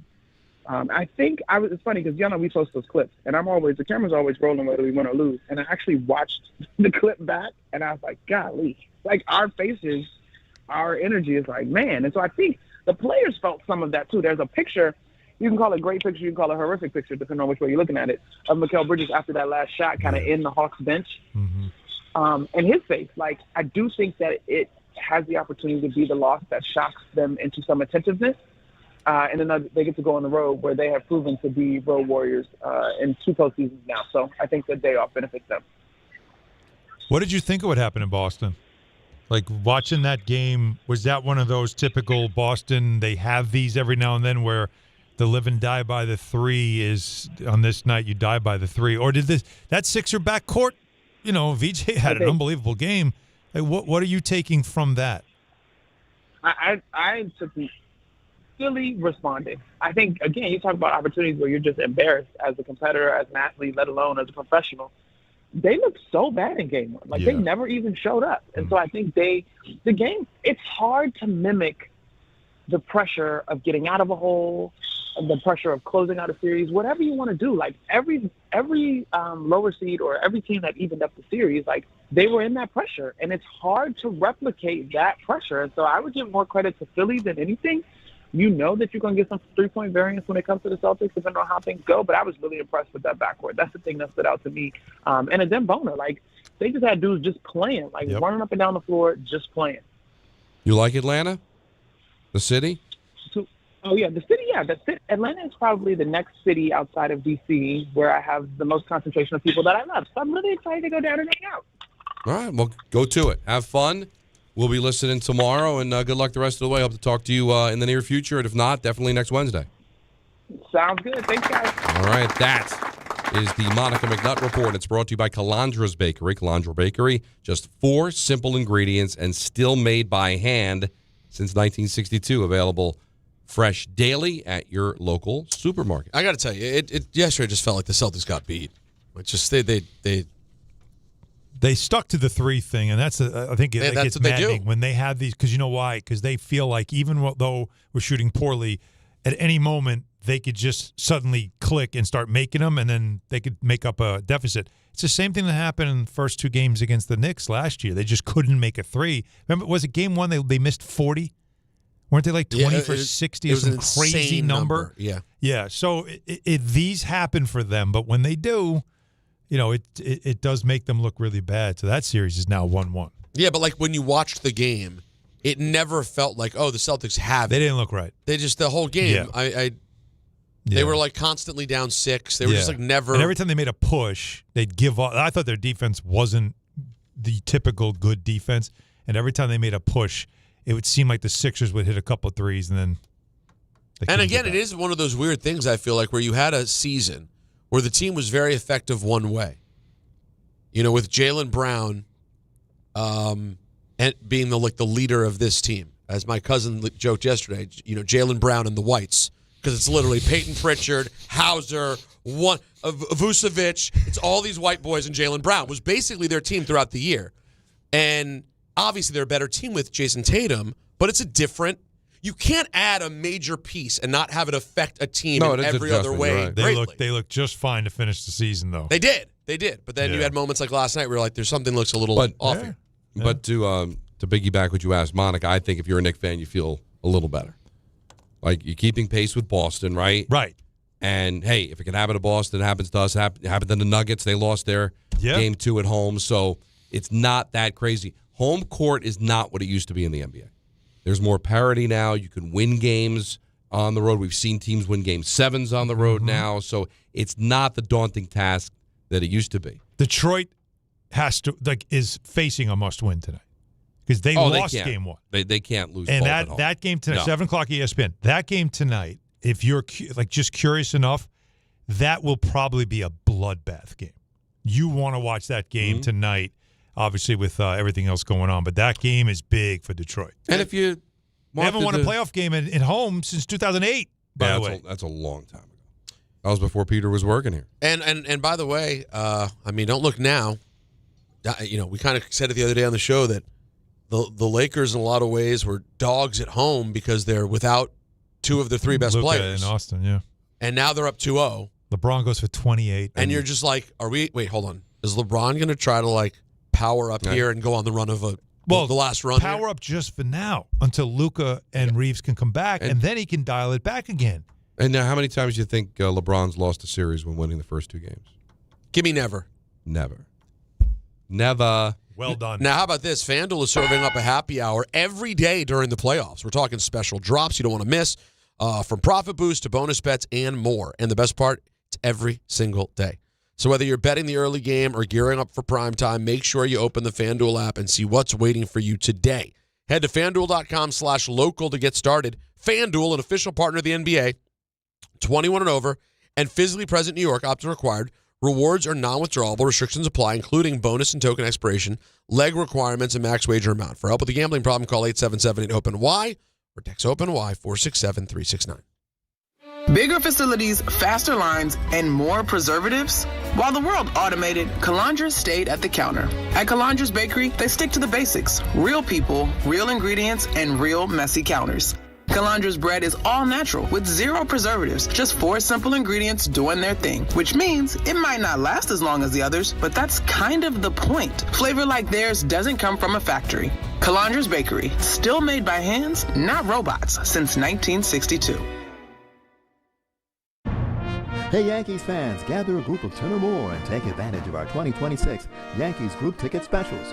Whether you're getting together with family and friends, organizing a fundraiser, or entertaining clients, your group will love bonding over the Bronx Bombers.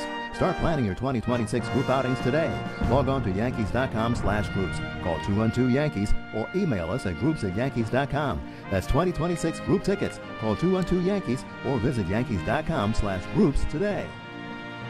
Partner with Amazon Hub Delivery to earn extra revenue for your business with your business. Assist with local Amazon deliveries and get paid for each package you deliver. When you become a partner, you and your staff will deliver packages to customers in your area on a schedule that works for you. You'll gain extra revenue, increase exposure for your business, and connect with your neighbors. Plus, it's easy to get started with no delivery experience, long-term contracts, or startup costs required. If you're interested in learning more, visit Amazon.com/Hub Delivery. That's Amazon.com/HUB Delivery.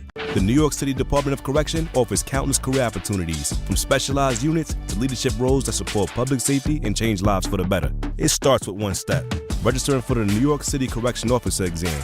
Earn over $109,000 after just 5.5 years. Benefits on day one, job security, pension at any age after 22 years of service. Go to nyc.gov/joinDOC or search Join DOC. One career, many opportunities. Register today to take the test. Smalls here. If you're heading into summer without a medical emergency kit, you're taking a risk most people don't think about until it's too late. Summer colds can turn into sinus infections that last weeks, ruining your perfect vacation getaway. And when you're traveling, finding a doctor and a pharmacy, it's stressful. That's why I ordered a medical emergency kit. It's like having an urgent care and a pharmacy at home. It includes prescriptions like amoxicillin and generic Z-Pak to treat a wide range of illnesses. So if you wake up sick, at home, or on the road, you have what you need. No waiting for your doctor, no hours at urgent care, and no pharmacy lines. Also, no copays. Match your symptoms to the right prescription in your guidebook or call their telemedicine doctor. Start meds sooner and feel better faster. Every home needs a medical emergency kit, so order yours online in minutes. It's shipped right to your door. Save $45 with my promo code SMALLS at urgentcarekit.com/smalls. That's promo code SMALLS at urgentcarekit.com/smalls. Prescription required. Always consult your doctor to determine if this product is right for you. And now it's time for traffic. Here's Brandy Scott. Thanks so much, guys. Mets are home later on tonight over at CDE Field. Right now, looking pretty good at the Whitestone Bridge heading into Queens. Still have this big mess in the Bronx, Deegan southbound just after the Mosholu. Earlier this afternoon, a crash involving a flipped-over box truck. Still have some debris on the roadway blocking 2 lanes. Traffic is at a standstill on 87 in Yonkers from the Cross County. Northbound side, just bumper to bumper with everybody stopping to take a look. Slowing you down, heading over to the outbound George in the Cross Bronx from Yankee Stadium. Inbound Georgia, about 5 to 10 for the upper deck. Outbound Lincoln Orania, 20 to 30. Outbound Helena, 30 to 40-minute ride. Some good news in Jersey, 17 northbound, back open over by Midland Avenue in Paramus. They cleaned up that overturned dump truck. This report is sponsored by Mothers Against Drunk Driving. For victims of drunk and drug driving, your grief is unique, but you're not alone. You always have a place at MAD. Visit MAD.org. I'm Brandy Scott on 880 ESPN New York. Do you have trouble getting in and out of the bathtub? Are you afraid you'll slip and fall entering or exiting a tub? Safe Step walk-in tubs can transform your bathtub from an area of concern to a calming refuge. Call them today at 1-800-731-4558 and save $1,600. Safe Step walk-in tubs and showers are proudly made in Tennessee and offer an ultra-low step-in, avoiding that difficult climb over a traditional bathtub wall. They also offer a variety of therapeutic benefits that may help soothe your aching muscles and joints, increasing your mobility, boosting your energy, and improving your sleep. Safe Step walk-in tubs are designed to easily fit your existing tub space and are often installed in as little as 1 day. Just dial 1-800-731-4558 today to save $1,600 and receive a free shower package. That's 1-800-731-4558 for a free no-obligation consultation and to save $1,600. Safe Step walk-in tubs. Safety never felt so good. You just made the list, buddy. This is The List with Don, Hahn, and Rosenberg.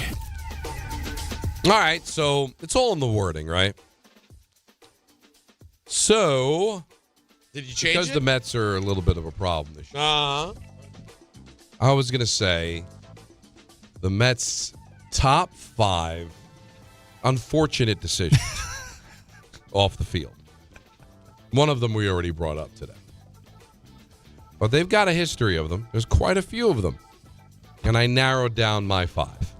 Okay. Not in any order, but these are the 5. You were able to come up with 5?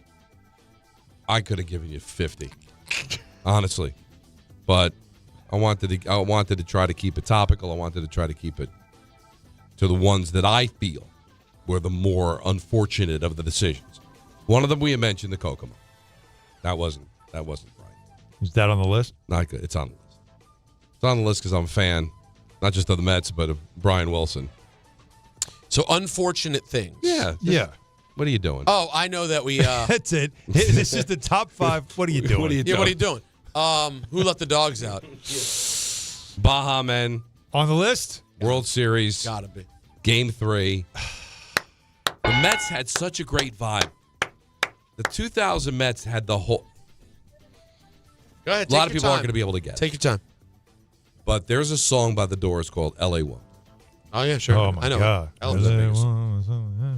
And Jim Morrison goes into this mojo rises. It's really, it's awesome. Yes, it is. Listen, he was only on this earth for 27 years, but they were glorious. They were glorious years in so many ways. But he was such a poet, and he really knew how to nail a song. And so the Mets used that during the course of the season, the whole mojo rising stuff. Mm-hmm. And I brought this up to Steve Phillips as, what are you thinking? What are you doing? It was a big song. I get it. But by 2000, October, Who Let the Dogs Out was on everybody's nerves at that point. It was on Kids Bop. And it's the World Series, Game 3, Citi Field, Shea Stadium, and the Baja Men are performing on the dugout. Literally, good Lord, on the field before the game. Who let the dogs out? I was there. I saw it with my own eyes. They couldn't bring Jim Morrison. He had passed. Oh, that's a shame. But Val Kilmer could have done it. Right? Why not that? Movie wasn't that old. You know what? And I told you, I read the Val Kilmer book. Yes, Again, you did. I'm getting better You're with my books. supposed to give it to me.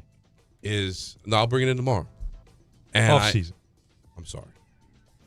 And the people, the Doors, because they were involved in the production, they had chills when he walked in the room. Like they thought he was Jim. Yeah. Like he could have done that. You could have gotten the Doors. They were all still alive at the time. They could have performed, right? Well, but again, awful. Another one. I brought this up before, and look it up if you want. Oh, you're giving it to us. No, you're not guessing anymore. You don't. Well, that's have what to. I'm at. I thought you were about to give us one. Yeah, I'm working through it. Yeah, hold on. We have so far. We have my whole family's lived through these moments. Yeah, come on. You should be able to get these. And some of them I've mentioned. And these are just like these aren't specific to.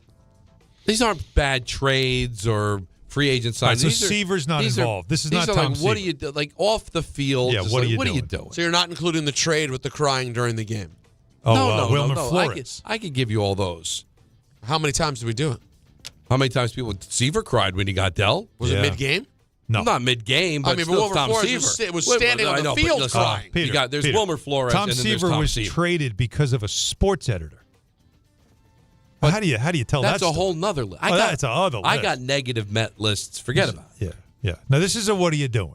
Like what are you doing? What are you doing? Yeah. Off the field. Off the Be specific off the field. I don't want to get a bunch of tweets later on from people going, Don, what about when Seaver got traded? Yeah, no. This is not about What about trades. Bobby Bonilla? This is not about contracts. This is not just about free what are you agency. thinking? This is just simply what are you doing? Okay. And he's staring us right in the face that I'm gonna be angry if I You remember. know all of them. I know. Well, I'll tell you what. Go one through of them you may not know, but I've talked about it before. Go through. Mercury Mets. They wore uniforms how the Mets would look if they played baseball like 1,000 years in the future. I don't remember this. And the uniforms were disgusting. They were the Mercury Mets. They had Ricky Henderson, painted like green on the Jumbotron with antennas. It was, what do you... Oh That's my God. cool, man. No, it wasn't cool. It wasn't. That's awesome, dude. July Think the 27th, opposite of that. 1999. Fix that. Oh, my God. Look at this jersey. Now, let me see it. Just the whole vibe of it, Peter, was I'm gonna look right. was disgusting. So you got Mercury Mets, you got the Baja Men, you got Kokomo. I don't remember this. You wouldn't even. These were sleeveless. Yeah, it was. Honestly, you were so proud to be a Yankee fan that day. Oh my Lord! I'm always proud to be a Yankee fan. I don't remember. They played the Royals, and the Royals wore some crazy jersey too. Yeah, they wore like a yellow jersey. They were the victims of this. They had nothing to say. Oh, Mr. Met had a space. You know, space helmet. You know what? I'm going to be controversial. I'm not going to do it, but I could put Mr. Met on the list too. Do you really? The day Mrs. they invented Met, him? Stop it. All right. So when did Mr. Met come along? Right at the beginning. Right, first day. They've got. I'm telling you, want to terrify children. If you ever, I'm just telling you, there may be a day you and your lovely wife will decide to take your daughter to a Met game. I imagine it'll happen. Go into the Mets Hall of Fame. She will burst into tears and run out of the room when she sees the original Mr. Met. You need to see the paper mache. It was mask. creepy. It really. Actually, the Car Shield commercial that the two Yankee players do. Yeah. That actually looks a lot That's like, him reincarnated. Doesn't it look like the original Mr. Met? But it's the paper creepy, mache. Scary. Yeah. But I do not have oh my God. the mascots on the list. And Mrs. Met was horrible. Terrible. All right, so the last two, one you lived through, one you did. But I've mentioned the other one. That the Mets, I believe it was 1975, had a mascot called Metal the Donkey.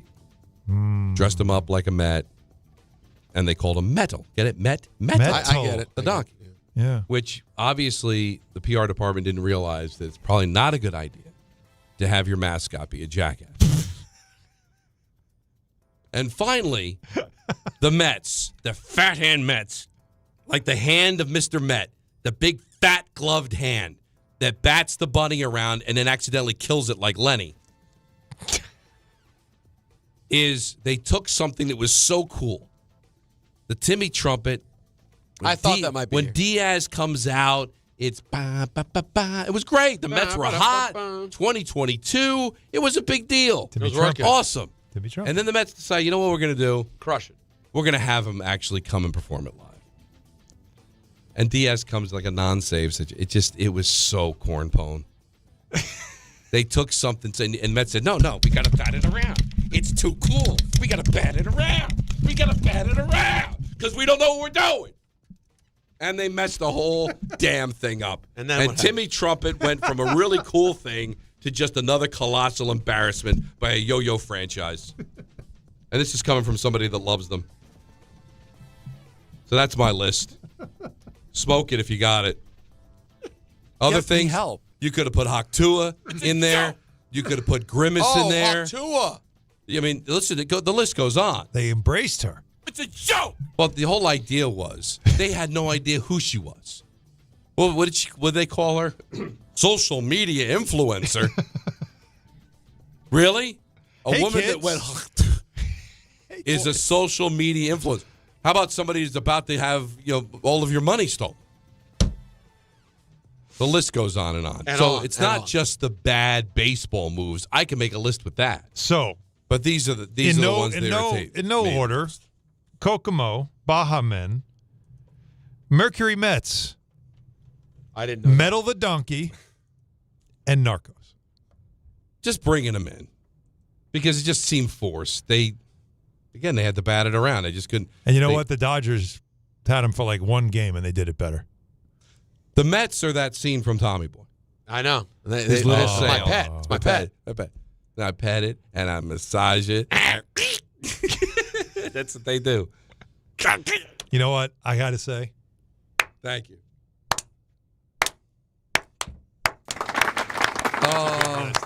that's a really good. Dad. I forgot about the And it was Mercury easy enough to Mets. change. Dad gave me the Giants, and that looked like it was a problem, but Series of unfortunate events. But Dad gave me the Mets, and that's what I got. That's what you got. And you know That's what? your life. And honestly, as much as you know how I feel about my dad, if my dad were alive listening to this show, he would say to me, Enough. "Whose fault is it? Right? You don't have to follow him. I didn't force you to be a fan of him. Stop. What are you doing this to yourself? He'd tell you to What are get you, out. a moron? So you think he'd tell you to get out? He would tell me to get out. Speaking of unfortunate decisions, so the fact that we labeled it that way, we're good. I think it's very clear. Yeah, we're fine. I think Howie will reference it on the game. It's that good. it's one of the great honors in life. I'm being serious. That I feel like, and hopefully he doesn't mind, he does get back to me, that I will text Howie during the game if something's going on. Usually if he's having a conversation and I feel like I want to join in. Sure. If he ever mentioned me on the air, I might pass out. You'd be that excited? I would be that excited. If I'm listening to a Met game, and I consume a lot more Mets in the car because I'm driving home, the stuff going on. Right, it's a lot of. I'll just go, Alexa, play New York Mets. And plus, I think he's a gem. Yes. He's my spirit animal. So I love listening to him. Keith Radd is amazing as well. But, like, if he ever just, like, I was listening to Don, Hahn, and Rosenberg, and Don made a great point about the unfortunate decisions. I think if you think you pass right out. I say if you have you've made a Yankee broadcast many times. Oh yeah, but that's nothing to Don. Right. But Howie just mentioning me. I told you the story, which is so yo-yo, but it was just me because I worship Bob Murphy. That's why I got in the business. I love Bob Murphy doing play-by-play on the radio. So when I started working at the Fan, he was still doing Mets play-by-play, and I'd have to do IDs. Oh wow! So I came on and I gave an update because it might have been Tom's River was playing the Little League World Series. So I mentioned them in the ID. Yeah. And then we come out of the ID, and Bob Murphy referenced what I said about the Tom's River score. And the fact... He didn't say your name, though. Didn't say my name, but the fact that I actually could confirm that he heard my voice was enough for me to get all excited.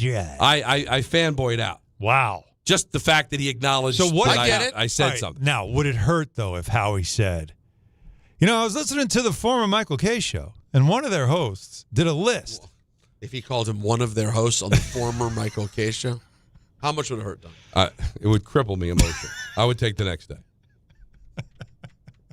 And the reason I would take the next day is because I love Howie so much, I would not want to have to, destroy him on the air. Right, you would need time. It would be. So you don't eviscerate. Right. But that's the way it would go. I was told that we might be able to expand our list. I think you should tease. What do you mean? What do you mean? No, I'm going with you should tease this. Anthony, would you agree? I said 5. If you want to tease the next segment, that's fine, but it needs to be played very soon. Yeah. I think we tease it coming up. Yeah. Don't make people wait because they might hear it someplace else, and we don't want that to happen. Where else are they going to hear it? What else are you listening to? Wait, you mean we have something happen that's so egregious? I don't know how egregious it is, but... You might need a new list. I will tell you this. Juan Soto spoke. That's all you need. That's it. ESPN New York and Floor and Decor are giving you a chance to design your day with Michael Kay. Who's this? One lucky fan and guest will win a studio visit exclusive meet and greet with Michael Kay. The aforementioned Michael Kay. This is an all-access pass and experience you won't forget. To enter, head to Floor and Decor's flagship store at 850 3rd Avenue in Brooklyn. Design your day. Run, don't walk. With Michael Kay, presented by Floor and Decor. Juan Soto, Don, Hahn, and Rosenberg, ESPN New York. Bridges, far side baseline, pull-up jumper, missed it. Atlanta wins. The Hawks. Atlanta comes in and highway robbery. They steal game 2 to even up the series. The NBA playoffs. This shouldn't keep happening, and I think that's the biggest concern I have. Am I worried they're going to lose a series? No. Game 3 coverage gets underway Thursday night at 6 on 1050 ESPN and the ESPN New York app. There are a lot of reasons why people buy at Ramsey Mazda. It's their selection, it's their customer service, and it's their savings. Lease a new 2026 Mazda CX-30 2.5S all-wheel drive for $219 for 36 months. Start shopping now at RamseyMazda.com. Choose wisely. Choose Ramsey Mazda. Call 833-853-2970 for details. VIN TM133469. MSRP $28,065. Zero security deposit. Ends 4/30/26. Right now, new FanDuel customers can bet $5 and get $250 in bonus bets if your first bet wins. From player props on your favorite stars to all the tools you need to back them up. It's everything you need all in one app. So don't miss your shot. Head to FanDuel.com/local to get started. Right now, new FanDuel customers can bet $5 and get $250 in bonus bets if your first bet wins. From player props on your favorite stars to all the tools you need to back them up. It's everything you need all in one app. So don't miss your shot. Head to FanDuel.com/local to get started. FanDuel, official partner of the NBA. 21 and over, physically present New York. First online real money wager only. $5 first deposit required. Bonus issued as non-withdrawable bonus bets, which expire 7 days after receipt. Restrictions apply. See terms at sportsbook.fanduel.com. For help with a gambling problem, call 877-8-HOPE-NY or text HOPE-NY 467-369. Mornings with DiPietro and Rothenberg. This trade was highway robbery. Dexter Lawrence, I think he'll be good for Cincinnati. You save so much money. You move on from a guy that didn't want to be here, coming off an awful season. You got the 10th pick in the draft for this guy. For an unhappy non-quarterback coming off a very down year, sign me up every single day. DiPietro and Rothenberg. Morning 6 to 10 on ESPN New York and streaming live on YouTube. We are moving now. Electric bikes are everywhere. They are quiet and very fast. Teens ride them on the roads, in bike lanes, but also in places they should not be, like sidewalks and parks. Look out! When you ride, wear a helmet. Don't speed. Watch out for pedestrians and cars. New York State and your community have specific rules for electric bikes. Follow them. Go to trafficsafety.ny.gov for more info. A message brought to you by the Governor's Traffic Safety Committee. Wow, that's a lot of distractions. Why don't you just focus on the road? Relax, I'm a great driver. What about other drivers? Not everyone's a great driver.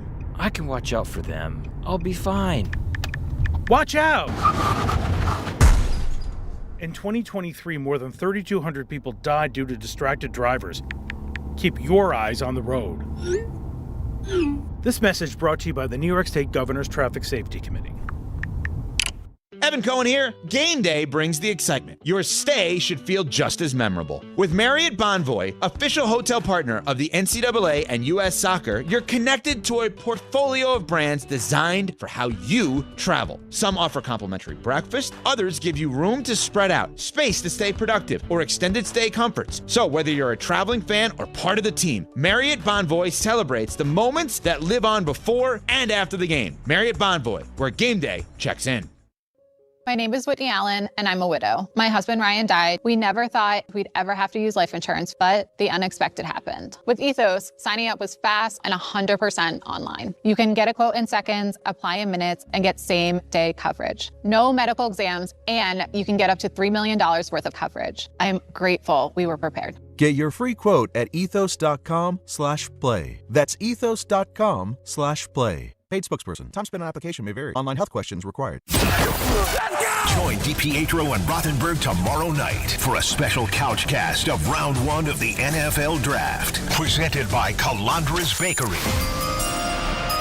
The Jets and Giants now have 4 picks in the top 16, and Rick and Dave will react live as the first round unfolds. Plus, the guys will also react in real time to Game 3 of the Knicks-Hawks series. Catch it all in this YouTube-only exclusive, and it's all from Calandra's Bakery and ESPN New York.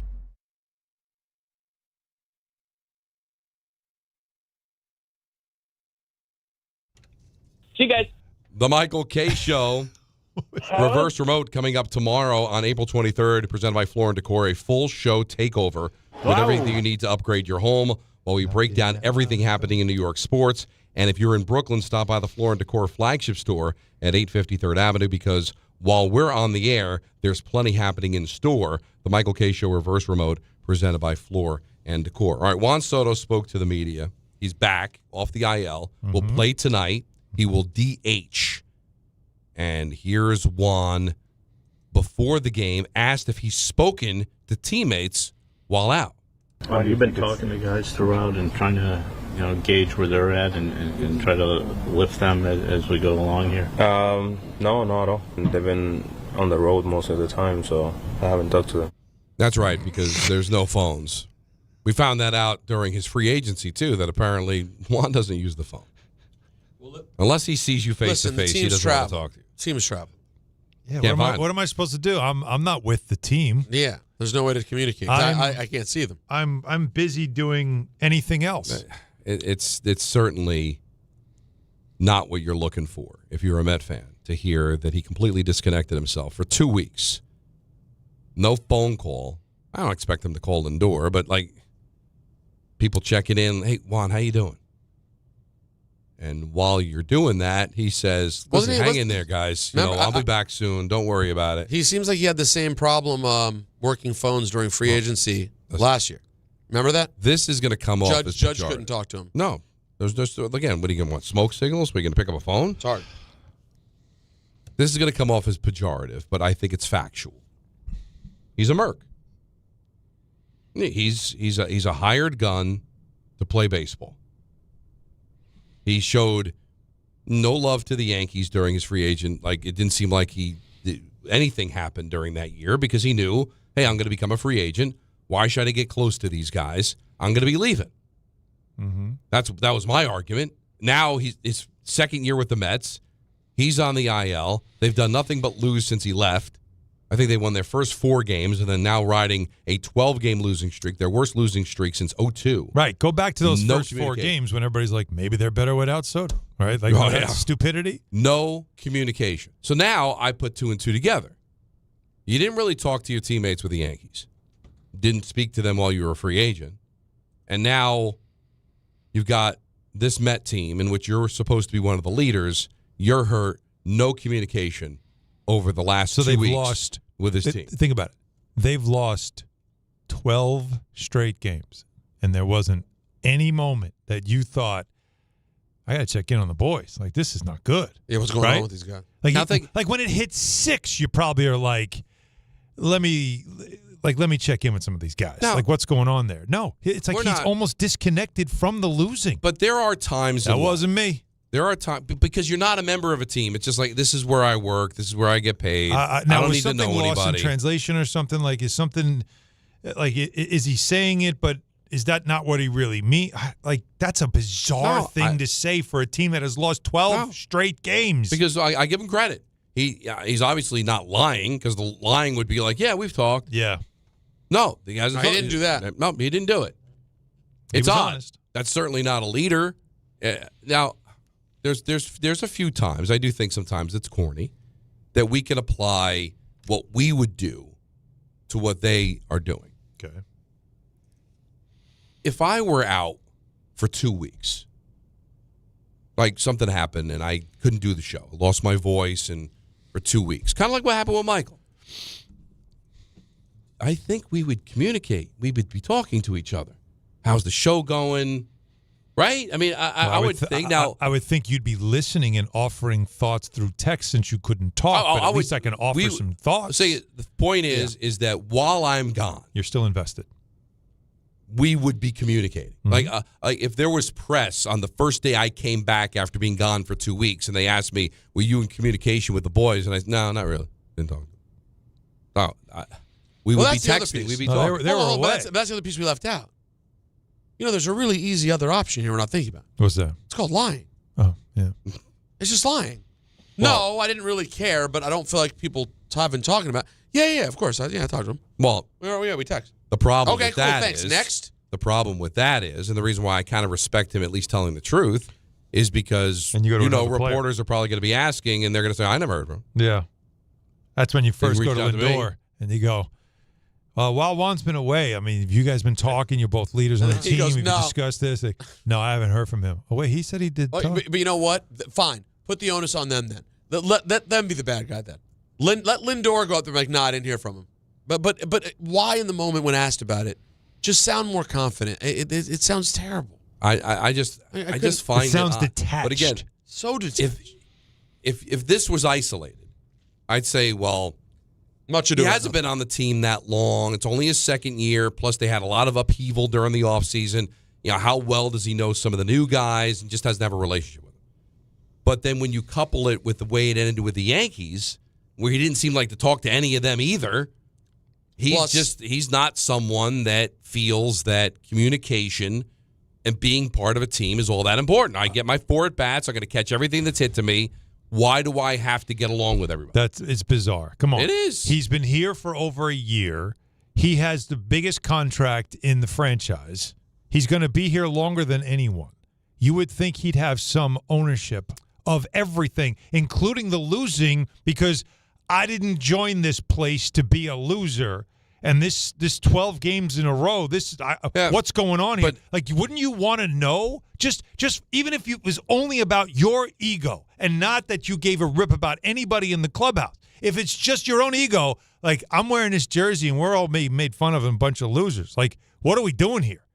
But no, he just stays detached. Not me. I wasn't playing. And also, his teammates are to blame too. Like, nobody reached out to him while he was, how you doing? How's the rehab going? When are you going to come back? Like, the fact that there was radio silence just tells me or not even about baseball. How about just anything? Well, that's what I'm saying. Anything else? Group chat of the outfielders. Listen, it's a bad comp. I've known Peter for a decade. I've known Alan for 2 decades.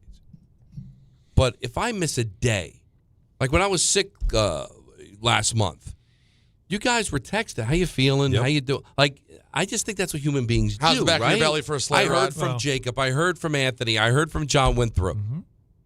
You know, I heard from people that I don't work with at this day. Like, you know, Dave reached out. Rick reached out. Like, it's just, I think, human nature. When you're part of a team, your teammates are going to connect with you. And you're on the IL. They're losing. And for there to be no communication just tells me, you know, everybody's good. And maybe that's the problem with the Mets. Because, again, I'm not going to just rip Soto. I'm gonna get into the whole team. Like, does anybody care for one another? Does anybody at least all have the one common goal to go out there and win games? I'm not asking you to all vote for the same guy, love the same food, love the same city, play the game the same way. There's 26 guys on the team now, right? The roster's 26. And they are 26 completely different human beings. But they all have the common goal of we wear the same uniform and we have the same goal to win games. And that should bring you together. Maybe not to go sing Kumbaya after the game and be huggy and kissy. Malone. But to not reach out when a guy's hurt, to have no communication at all. And when you're asked the question, it was almost like why would I? Who? Oh. Well, they were on the road. There's no way I could have talked to them. They're on the road. I was home. You know, we don't have any other way to talk other than in person. Real quick, Juan, on the 12-game losing streak. I mean, it's tough to see it, and like you say, it's a little uncomfortable to see it from the outside. Definitely, I really trust on what we have and the talent that we have. So, you know, it's just a tough time, but we're gonna get out of it. All right, not bad. Not terrible. And why is the losing streak happening? We haven't won any games. That's what happens. It's just baseball. Wow, make sure you save that one. That's as profound a quote. I try every day. Profound a quote as we've ever had. Oh, I love this guy. All right, I'd like to hear it again. Actually, yeah. This is about the 12-game. Drink this in. Why are they losing? Why a 12-game losing streak? We haven't won any games. That's what happens. Is that right? It's just baseball. It really needed that. Good take. Good take. And also, I told you I couldn't wait. All right. It needed. Right? All right, reaction to this. Imagine if there was like a reporter that just said, "Huh, interesting." I got to bring something up. Like Michael used to say, "Interesting." Yeah, cool, man. That's when like I didn't hear a word you said, but you stopped talking, and I got to say something. It's a good take. When we come back, more on this. Your calls 1-800-919-3776. There are people out there who have some suggestions for my list. Oh. And also, I've created a habit that almost cost me a job yesterday. Don, Hahn, and Rosenberg, ESPN New York. Hi, this is Don LaGreca. I'm big on having the right game plan, on the ice and at home, which is why I use Viking Pest Control myself as the pest control provider and proud partner of the New Jersey Devils. Viking has been protecting homes for over 45 years with expert pest control service and solutions tailored just for you. From ants and cockroaches to rodents, stinging insects, and backyard mosquitoes, Viking keeps pests out of your house and out of the play. Bundle pest control with mosquito services and save big. One call, one company, total peace of mind. Visit VikingPest.com. Viking Pest Control, protecting your home inside and out. 1-877 Cards for Kids. KARS Cards for Kids. Ready to get rid of that old car? Donate it to Cars for Kids. Call 877 Cars for Kids to reach a friendly live agent. Donation is super easy, and your car can be picked up as soon as tomorrow. Call us now or go to carsforkids.org. 1-877 Cars for Kids. Donate your car today.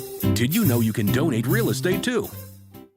The NBA playoffs are in full swing, and with DraftKings Sportsbook, an official sports betting partner of the NBA, your winnings get a boost every single day, all playoffs long. Bet player props, bet live, from the opening tip to the final possession. Every bucket, every dime, every clutch takeover matters. And DraftKings Sportsbook keeps boosting you all the way through. All DraftKings customers can enjoy a profit boost every single day throughout the playoffs. Download the DraftKings Sportsbook app now and use code WHSQ to claim your profit boost. That's code WHSQ to get a boost every day of the NBA playoffs. In partnership with DraftKings, the crown is yours. Gambling problem? Call 877-8-HOPE-NY or text HOPE-NY 467-369. 21 plus, New York only. Eligibility and restrictions apply. One profit boost per customer per day. NBA playoff bets only. Bet restrictions apply and vary when offered. Max bet and boost vary. Boost only applies to winnings and expires at the end of the last NBA game each day. See terms at sportsbook.draftkings.com/promos. Now let's take a look at the traffic with Brandy Scott. Thanks, guys. Luckily, the Yanks are in Boston tonight because we still have this big problem spot in the Bronx. Deegan southbound right after the Mosholu. Earlier this afternoon, a crash involving a flipped-over box truck. Still picking up debris on the roadway. 2 lanes are out. Traffic is at a standstill on 87 in Yonkers from the Cross County. Northbound side just packed with everybody stopping to take a look. Slowing you down, heading over to the outbound George in the Cross Bronx. Delays there from right before Yankee Stadium. Inbound George about 10 to 15 for the upper deck. Outbound Lincoln already about 15 to 20. Outbound Hahn a 20 to 30 minute ride. Mets are home tonight over at Citi Field. Just a little bit slow at the Whitestone Bridge getting into Queens. After that, expressway southbound up to speed approaching the stadium. This report is sponsored by the New York City Department of Transportation. Speeding ruins lives. Drivers, watch out for pedestrians and cyclists and slow your turns to less than 5 miles an hour. I'm Brandy Scott on 880 ESPN New York. Less than 4 in 10 kids aged 6 through 12 are playing sports regularly. 4 in 10 kids? Let it sink in. Just 4 in 10 kids. ESPN is building a nationwide coalition powered by Disney called Take Back Sports, with the purpose of training more coaches, expanding access, and creating community-driven sports programming that puts kids and fun first. We're working on that story. We hope you'll join us. Visit takebacksports.org to learn more. Harry Douglas here. Let me ask you something. What if you can enjoy the taste of a cocktail, the warmth of a spirit, and still stay fully in control? That's RK Zero Proof, a pioneer in the alcohol-free spirits category. RK delivers bold flavor and a real warming sensation with 0 alcohol, 0 sugar, 0 carbs, and 0 calories. Perfect for nights out, social gatherings, or anytime you want the experience of a drink without sacrificing tomorrow. Check it out at rkbeverages.com. That's ARKAY beverages.com. RK, all the flavor, none of the alcohol. 880 ESPN, WHSQ, and WCBS-FM HD2, New York. A Good Karma Brands radio station.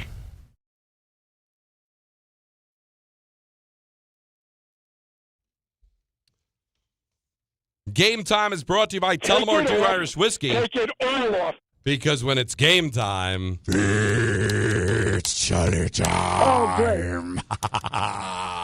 Yeah. Mets, Twins, coverage right after us on 880 at 6:30. Yankees, Red Sox at 6:45 up in Boston. Tullamore Dew, the original triple distilled, triple blended, and triple cast matured Irish whiskey. Be sure to grab a Tullamore Dew or try the new Tullamore Dew Honey during today's action. Glasses up to enjoying Tullamore Dew responsibly. We're continuing the 82 theme. Great job, Jacob. The Which Go-Go's. one was that? That was the Go-Go's. Yeah. We got to beat Belinda Carlisle, man. Yeah. Hell yeah. Before we get to your calls, and we got to talk Yankees too, about the thing that almost cost me my job. Yeah, let's hear this. So I'm at the Devils press conference. Sonny Maeda is being introduced as the new general manager of the team.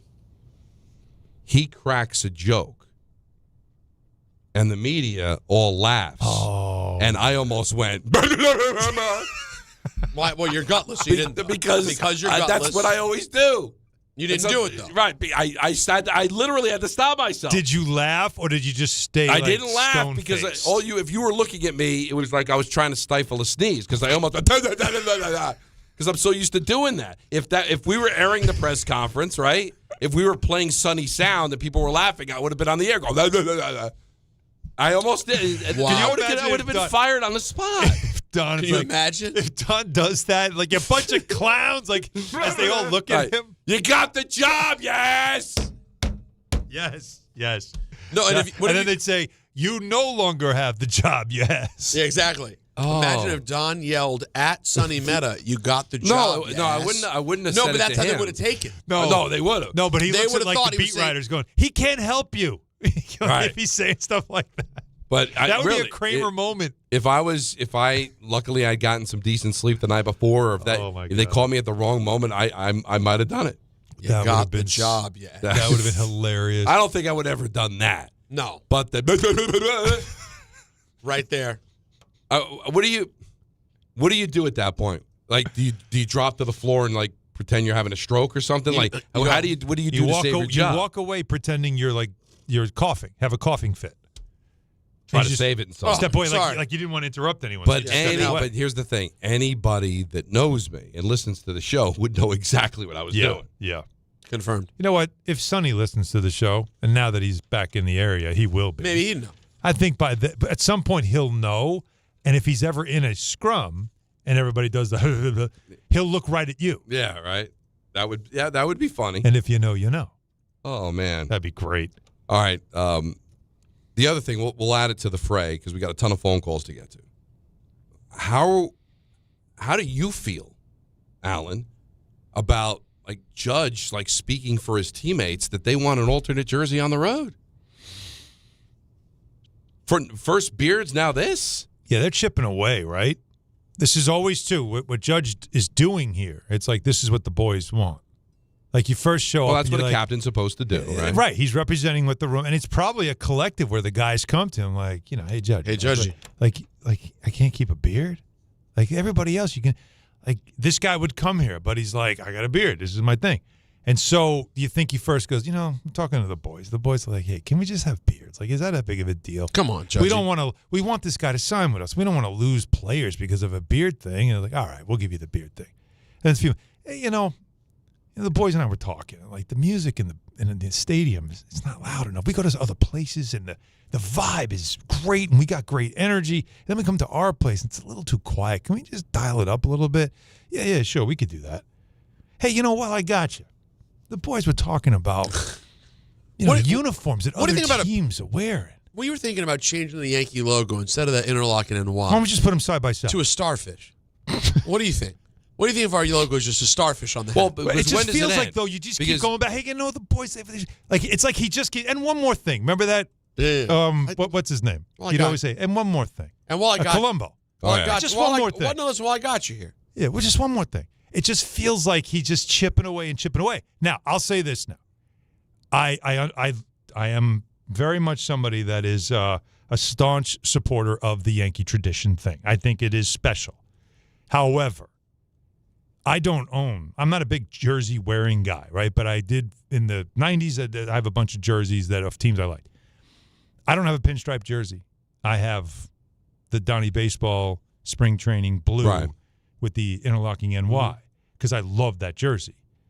No number, just the spring training jersey because it's a great blue and it's a good look. And if they It's do the that, really dark one, right? It's the dark. Looks almost black. Really right? dark. No, it's just dark blue. It's just regular navy. Yeah. Okay. Yeah, it's not the blue you see in the uniform. That looks close to black. Yeah. This is more of like a really deep blue. And if they did that on the road, I have no problem. No problem. Just don't put a name on the back and don't touch the pinstripe at home. Don't ever wear anything other than the pinstripes. What's at next? home. Well, you start little by little now because I guess they want, like you said, the navy blue, but the New York on the road. Yeah. All right. But then what's the stop from? Hey, we're on the road. We're recognizable at home, and obviously everybody knows 99 Judge. But maybe we should put the names on the road, like little by little. Yeah, the nameplate to me that's a non-starter. See, non-starter. I had no problem with the beard stuff because I think you might lose free agents, and you got to be up with the times a little bit. And got away with it in the 70s, which was a hair era, right? Because you were the Yankees. But I think the uniform thing. Now you're everybody else. If you start going to third jerseys, if you start putting names on the back, then you're not. That now you're really messing with stuff. Well, Rich, let's stop and look at each one individually. Which is a bigger deal, third jersey or name on the back? Pick one. Name on the back. Name on the back. I think can't happen. Yeah. To me, that's the bigger one if you care about this tradition. To me, if if Lou Gehrig couldn't have his name on the back, nobody should have their name on the back. Because but let's not equate them. Because I don't think the third jersey's equal to name on the back. But what I'm saying is the stages of caving. All right? Yeah. Like, now we're caving and we're having an alternate jersey on the road. What's now next? Because once you give a little, you end up giving more, right? Like, when you don't give anything, but there and has it's a to mountain. there has to be a point where even you sitting at the desk every time Judge come in with the hat in the hand, every time he does that, there has to be a point where the back of your mind, you know what's happening, because this is now three things. You have in the back of your mind, okay, now I know what's going on now. And you do have that I'm not going any further than this. You already know where you're going to stop, right? Right. So, and that has to be it to me. Well, but unfortunately, I think Judge might said what's it, he gonna Anthony do, said leave? about, hey, you've already got ads on the jersey. So what do you say to Did that? he really say that? You know, What's the quote? He did. I have the quote. Here you go. Here are the quotes from Judgy. So this is from what? Judge on potential. This is Brian Hoke. Brian Hoke. Okay, so it's legit. On potential uniform changes. I think we'll always wear the pinstripes at home. I don't think that'll change. We've changed our road jersey other years. So I guess if we wear the blues, we'll wear the blues on the road. Now they're talking about the blocking of the New York. Well, they got rid of the outline in New York. They actually went old school with the way it is now. Yeah, like getting rid of the white lining underneath the New York. Right. And then he said, "I'm all about tradition, but we've got a Star Insurance patch on our sleeves." So what are we doing here? Is basically what he's saying. So now it sounds to me like, hey, I'm coming with some ammunition. Yeah. This isn't a By the way, suggestion. This is not a something I terrible- want to see done. It's not a terrible response. But No, but it's I think it's probably what all the players were saying. But the answer has to be, hey, business is business, and we're not going to fall behind financially by not doing something that everybody else is doing. Star gave us a lot of money. We've already put patches for anniversaries and different things on the jersey to begin with. Yeah. But the one thing we are never going to do, Aaron, no names on the back. No. That is a deal breaker. Mm-hmm. If you want to go with an alternate jersey on the road, two things. This is what I would say to Judge. The two things I ask of you, and let your teammates know, we're never changing the uniform at home. We're never putting names on the back. Period. Yeah. We'll talk about everything else and see go from there. Now, one thing to put point your out, foot down when you can. One thing to point out when people want to talk about history and tradition, there was a time 120 years ago that the Yankee jersey was dark blue.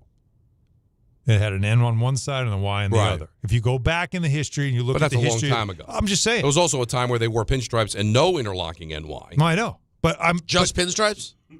But I'm just Yeah. Again, we were at war. We didn't worry about logos and names. We couldn't afford the lettering at that point. We needed it for the war. They were taking that same. They needed those letters. Yes, that's right. But no, all kidding aside, though, if you look at the history of the franchise, that's the thing I think any fan that wants to push back, I will just say, hang on a second. It's not that they've never worn anything else. They have worn this. So you can't make that fight. Now, the name on the back thing, that's the one thing you could say has never, ever existed. So that's all I'm saying. Yeah, that could be. The dark jersey thing, don't get upset at that. Not at all. The name thing, yes, that would set me off. There's a lot of reasons why people buy at Ramsey Mazda. It's their selection, it's their customer service, and it's their savings.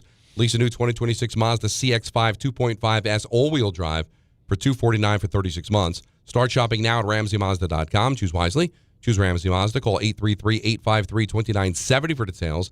VIN T0102819. MSRP $33,675. Zero security deposit. Ends 4/30/26. Back to the phones. Let's go to Ralph in Brooklyn. You're on ESPN New York. What's up, Ralph? Hey, how are you, gentlemen? What's up? I really called about the Mets and Soto, but you got me on this jersey kick, and I always laugh. I have a 22 from when Clemens came to the team, and I've been milking that jersey. I think it's been the most used number. Bader, Ellsbury, even Soto wore it. Now Ben Rice, Posada even wore it a couple of times. So my number 22 jersey has lasted maybe it's over 20 years now. I think that was like the 90s when Clemens came. And just for the record, if Judge wanted a starfish on his jersey, I think he'd get a starfish on his jersey. He might. He might. He might. And also, I don't know if you guys ever spoke about it. Aside from him, going through everything you guys said about backing his boys, the day games were changed, from what I hear, to 135 because of him. Yes. They were 105. Yeah. And he went to management. We need a little more time. You know what? I forgot from about a night that. game to a day game. So that's 4 things now. That's a great point, Ralph. It's true. It's another thing. The boys came to him because, you know what, Bellinger, I think, might have started this because Bellinger said in Chicago. No. I heard it was Stanton that started. It was Stanton. I thought it was Bellinger because Bellinger talked about how they play a lot of afternoon games, obviously, in Chicago, and he said the 1:30 for the half-hour difference felt like a couple of hours. Now, whatever. It's still another thing they did ask for. The main reason for my phone call. The main reason. Don, I don't know if you remember me. I'm the one you called brain dead when I said not signing Soto. I could deal with it because my owner will use that last dollar, and then we won't have money to build around, and Steve Cohen will just spend endlessly and build around. So I said that contract doesn't work for my owner. You called me brain dead. I could swallow that. I've been called worse by my wife. I'm not going to deny it. I do say wacky things. But my friends still kill me. You called me brain dead. But I think his friends didn't forget, Don. But I think friends never should forget that. But I feel like at the time when Yankee fans say I would rather spend on other things, it was almost like a loser's lament. It was a cop-out. Like, hey, I'm going to lose them, but I never wanted them anyway. I was going to break up with you. If you didn't break up with me, I would have broken up with you, kind of deal. Yeah. Listen, you'd be better with Juan Soto. You went to the World Series with Juan Soto. All right. Now, you did pivot nicely because maybe Max Fried isn't here and Bellinger isn't here. So you've pivoted nicely, but you also didn't have the same season last year that you had with Soto. Now, I don't regret signing Soto because he's a singular talent and because I've got an owner that's got the money. And it's not like signing Soto is supposed to prohibit the Mets from getting better, although their pivots haven't been as good since they've gotten Soto and since they made the decisions to get rid of the players that they got rid of. But I clearly know what Juan Soto is, and you know what he is.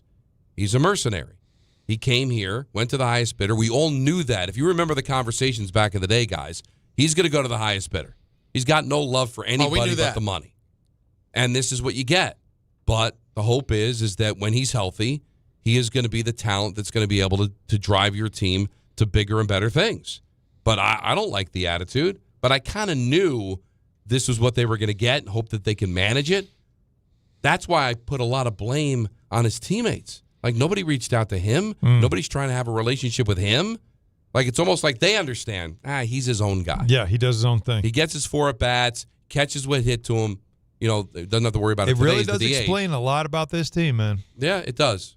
Now, is chemistry important? I think baseball is the least important because we've seen teams that can't stand each other win.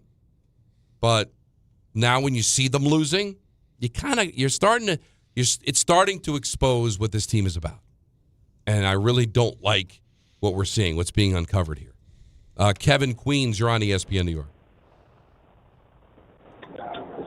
Hey, Kev. Hey, sorry, guys. What's going on? Thanks for taking the call. Always. Great show as always, guys. Yeah, listen.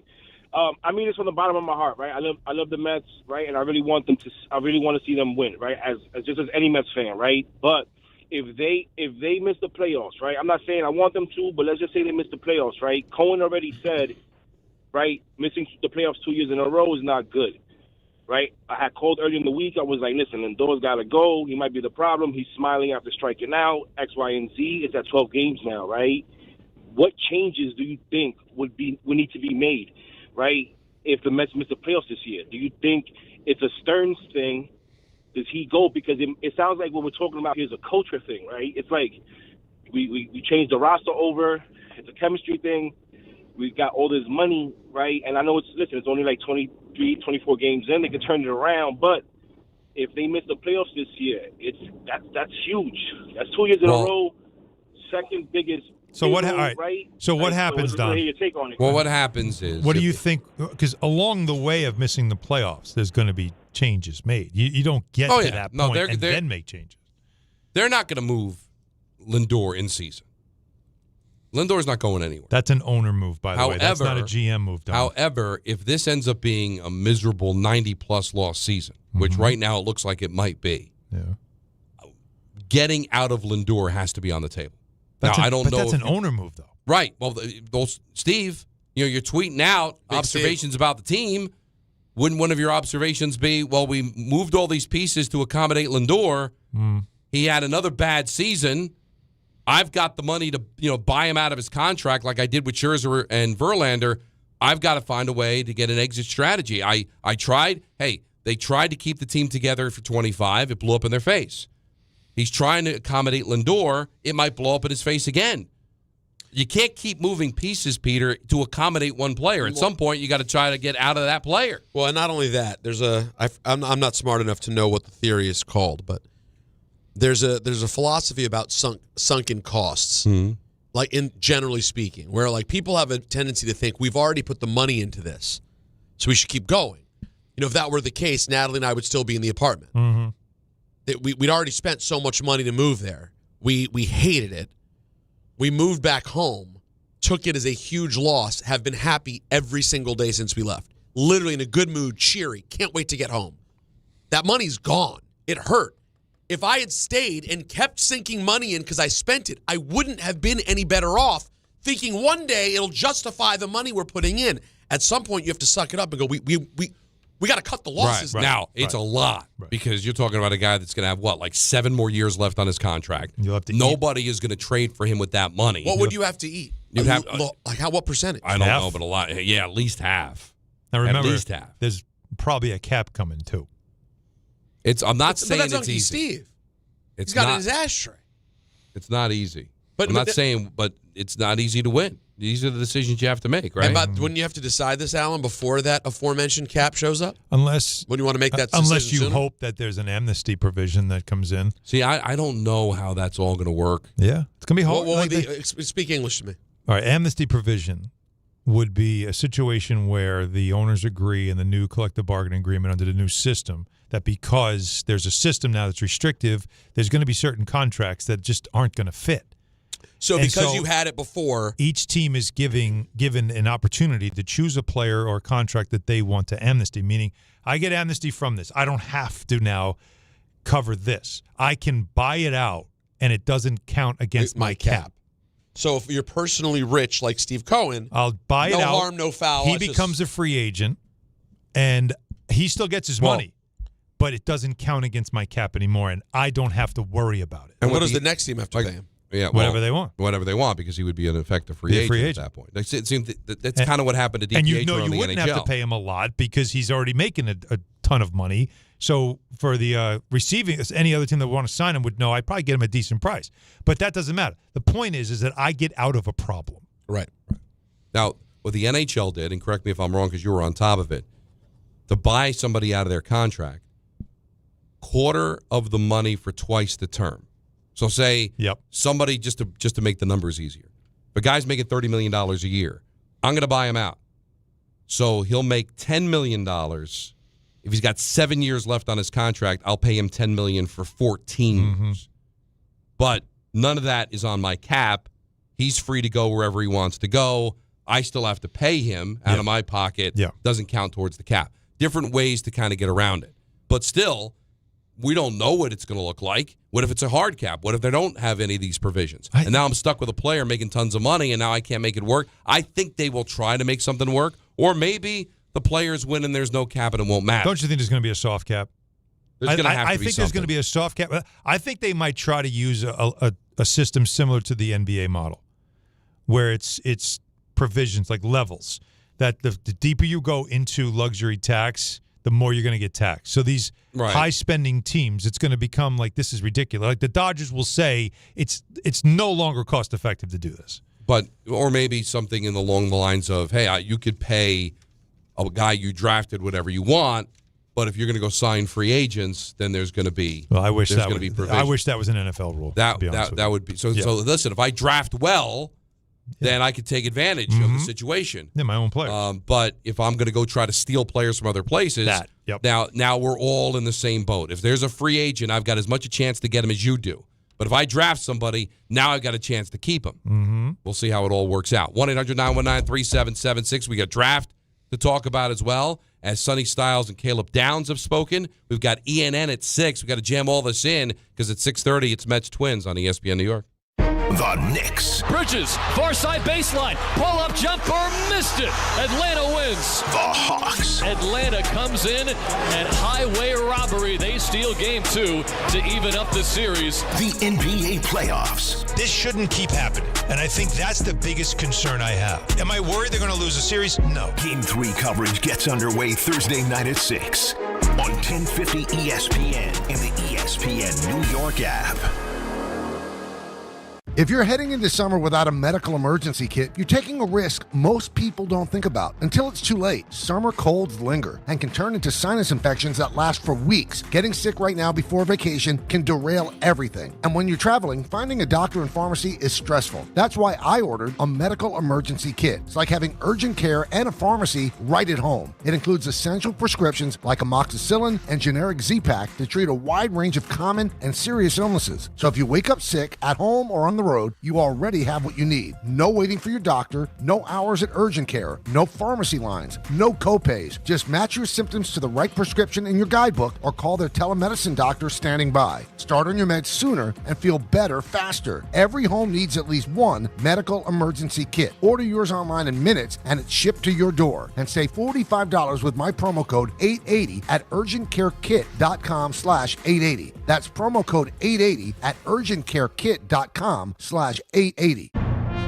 Hey Yankees fans, come out to Yankee Stadium on Saturday, May 2nd for the Yankees annual Star Wars Day.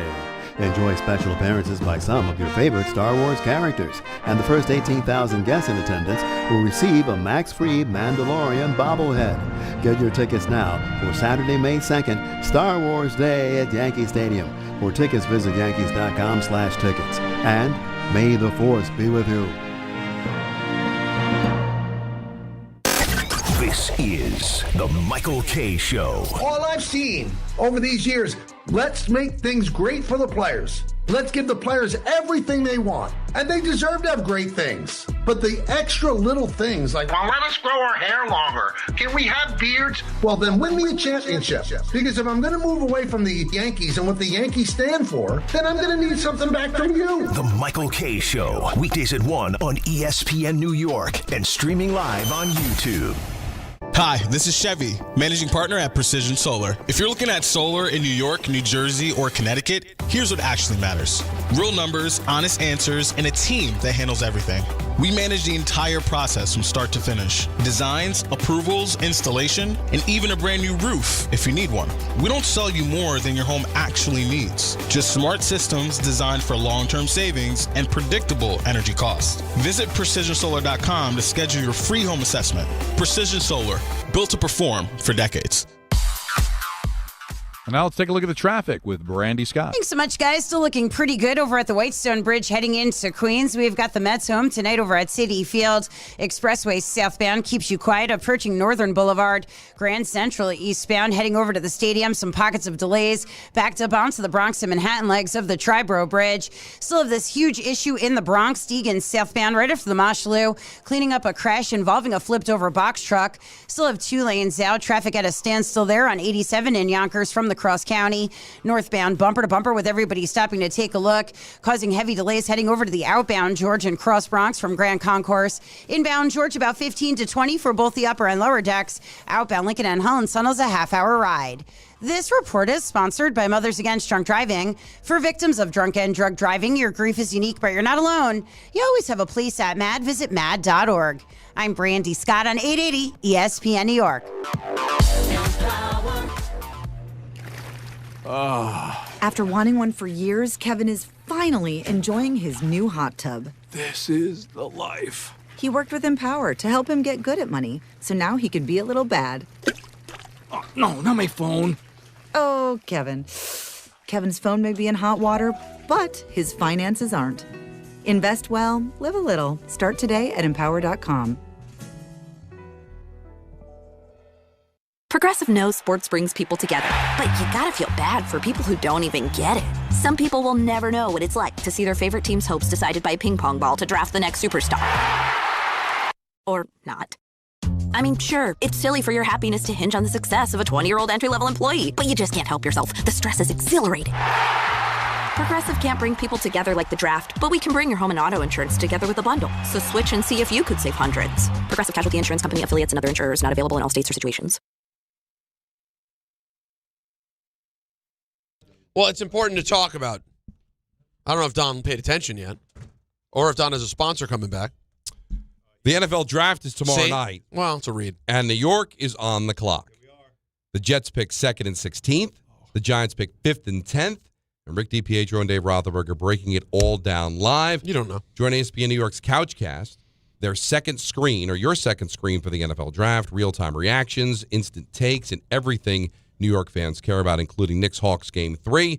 Watch along, react with us, and don't miss a single moment. ESPN New York's Couchcast on draft night tomorrow at 8 p.m., presented by Calandra's Bakery. So let me ask you something. That was Gypsy, Fleetwood Mac, by the way. Yep, 82. Let's not let that go by. Great song. Now, speaking of the early 80, wait, you said you were doing 82? 82. Mm-hmm. Mm-hmm. Huh. Why? Well, wasn't 82? Yeah. I believe 82 was the release of the Thriller album. End of 82, yep.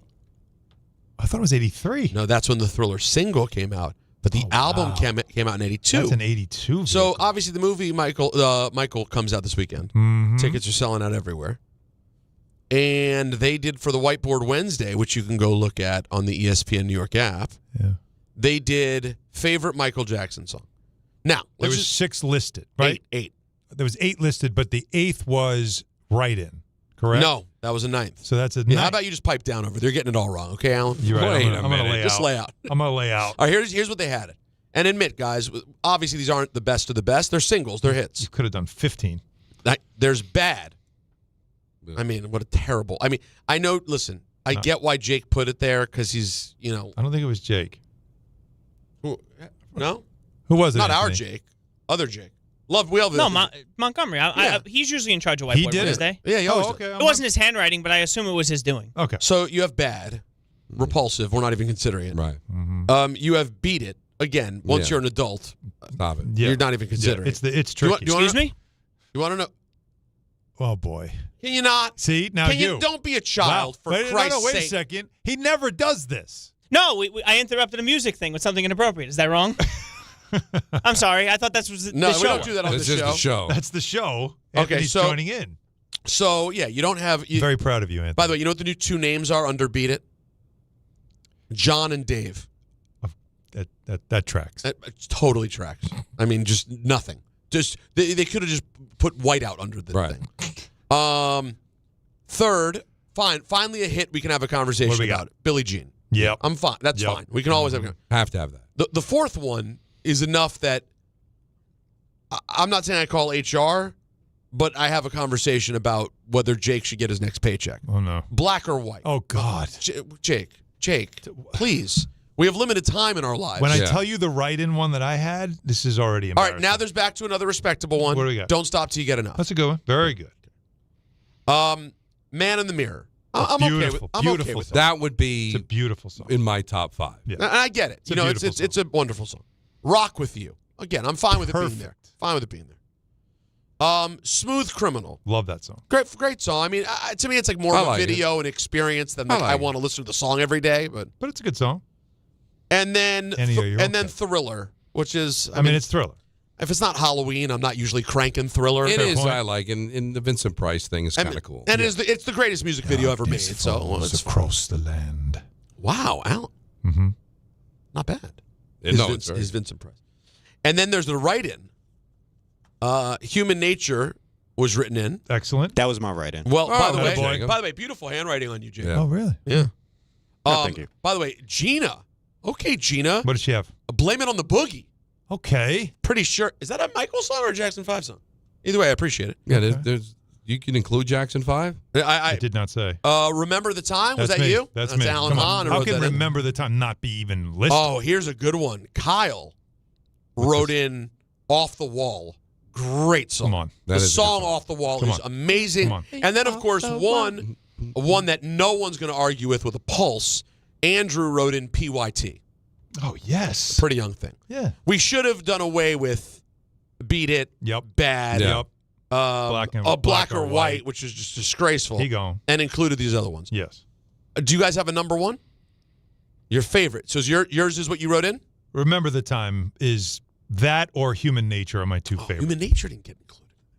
The girl is mine. No, I hate that song. Well, the one with Human Nature was my song. I wrote that. Yeah, that was the one with the one Paul that, McCartney? Yeah. He got the worst. Girl is mine. They did two songs together. And Paul I got thought the she better was song. mine. Michael, you know she's mine. I told We're not you going she to was. fight about this, okay? I told you she was mine. You know what I would put in and everybody laugh at me? But I do like the song. Ben.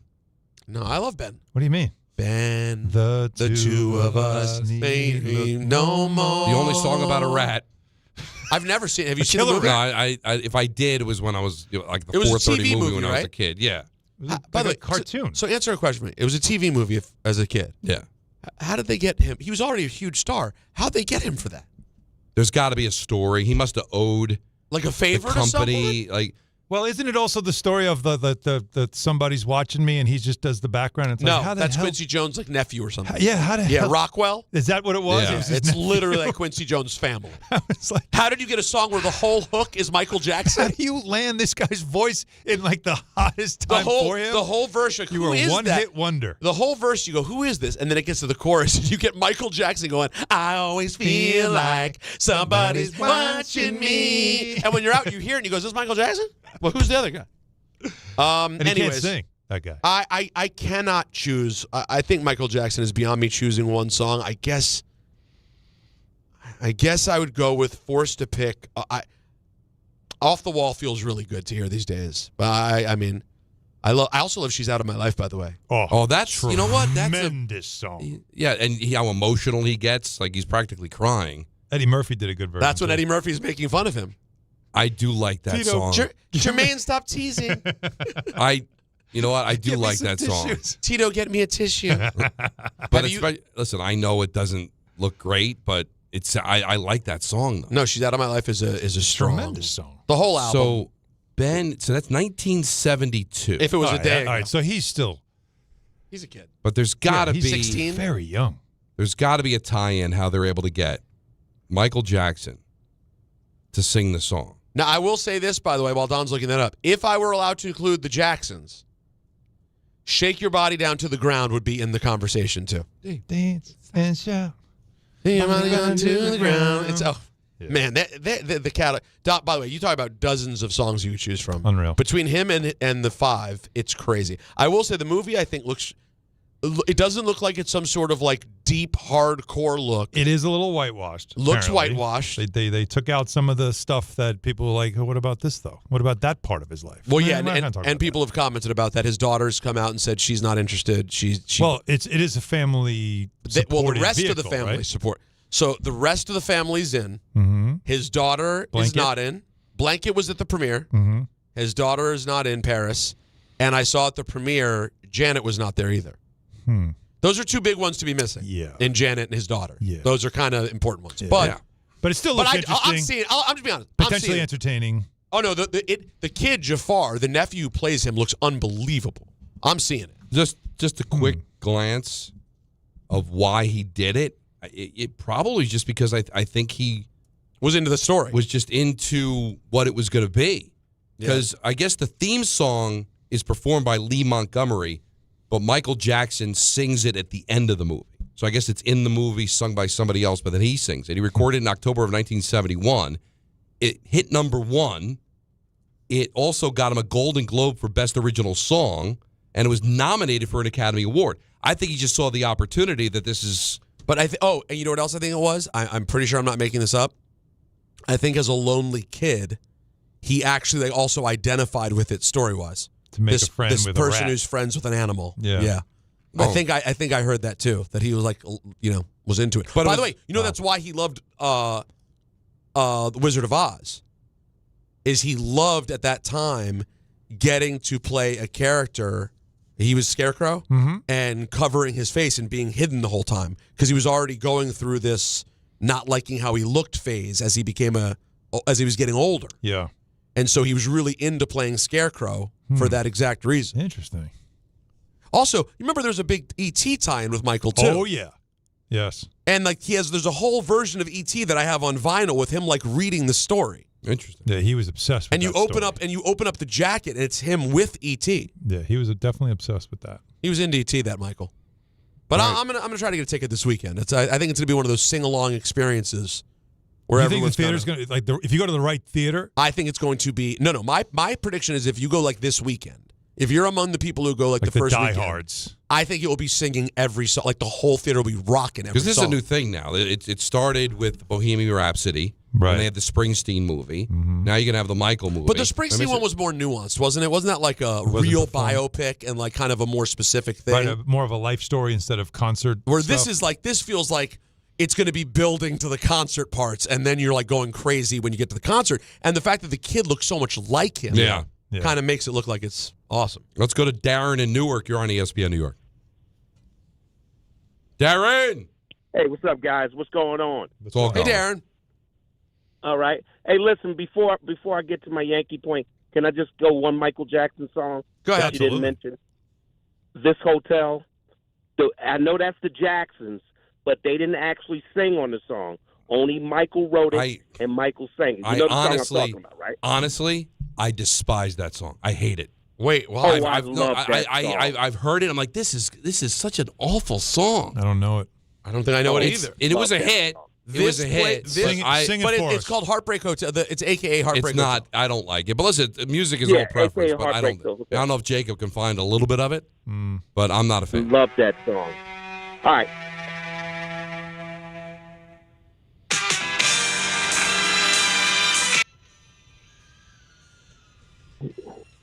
Oh, no, I like this song. I hate it. You don't like that song at all? I love that song. No, I'll tell you didn't what, go. though. It's corny. That's like Earth, Wind, and Fire sound. Yeah, isn't it? it's 70s Jackson. It's pretty good.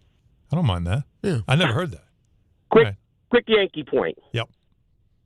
Quick Yankee point. I've been saying this. First of all, I told Don a long time ago, last year, I don't like the running back of the team. I don't like it. Because there's certain things that are not going on. They're going to have great pitching. The pitching looks great. But they can't hit. Who scares you besides Rice and Judge and maybe Stanton? Well, nobody else can hit. Well, Bellinger. You're expecting, you're expecting at some point. Bellinger will also scare you, and that. I mean, look, how many lineups can say I got 4 guys that you're worried about, right? Like, has Grisham picked up where he left off last year? Not really. Right? No. Like you have an issue obviously between Rosario and McMahon. You don't know what you're doing there. What's Volpe going to be when he eventually gets back is going to be interesting to see. Wells has not really been the guy that you thought Wells was going to bring a bat, and you're not really great defensively. It's been the other way around, right? So I understand that part of it, but you still got 4 guys. Like what Rice has become. Who saw that? Right. Who saw that? And also, he's become. It's not going to be the old days, okay? You still have enough offense.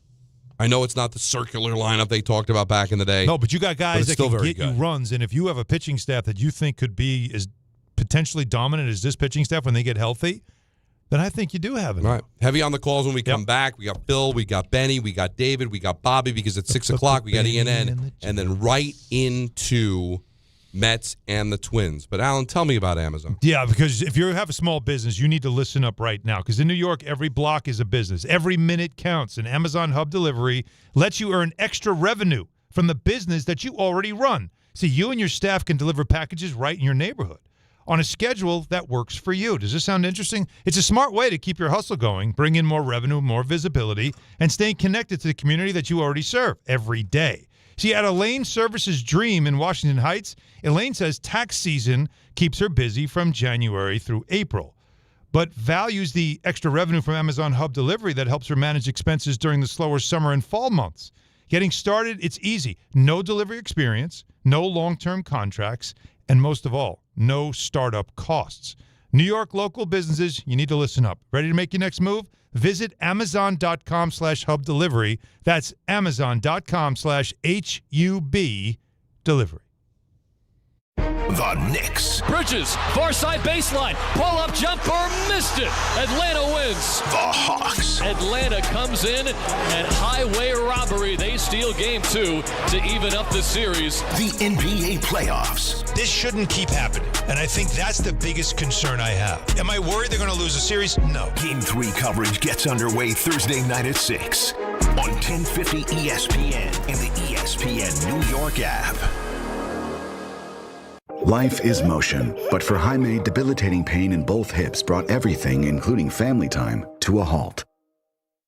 Every doctor told me the same thing. They would do one hip at a time. At White Plains Hospital, Dr. Jacob Totka's unique expertise provided an alternate approach by replacing both of Jaime's hips on the same day. In just 2 hours, I got 2 new hips, and I went home that day. White Plains Hospital, among the best hospitals anywhere that just so happens to be here. A member of the Montefiore Health System.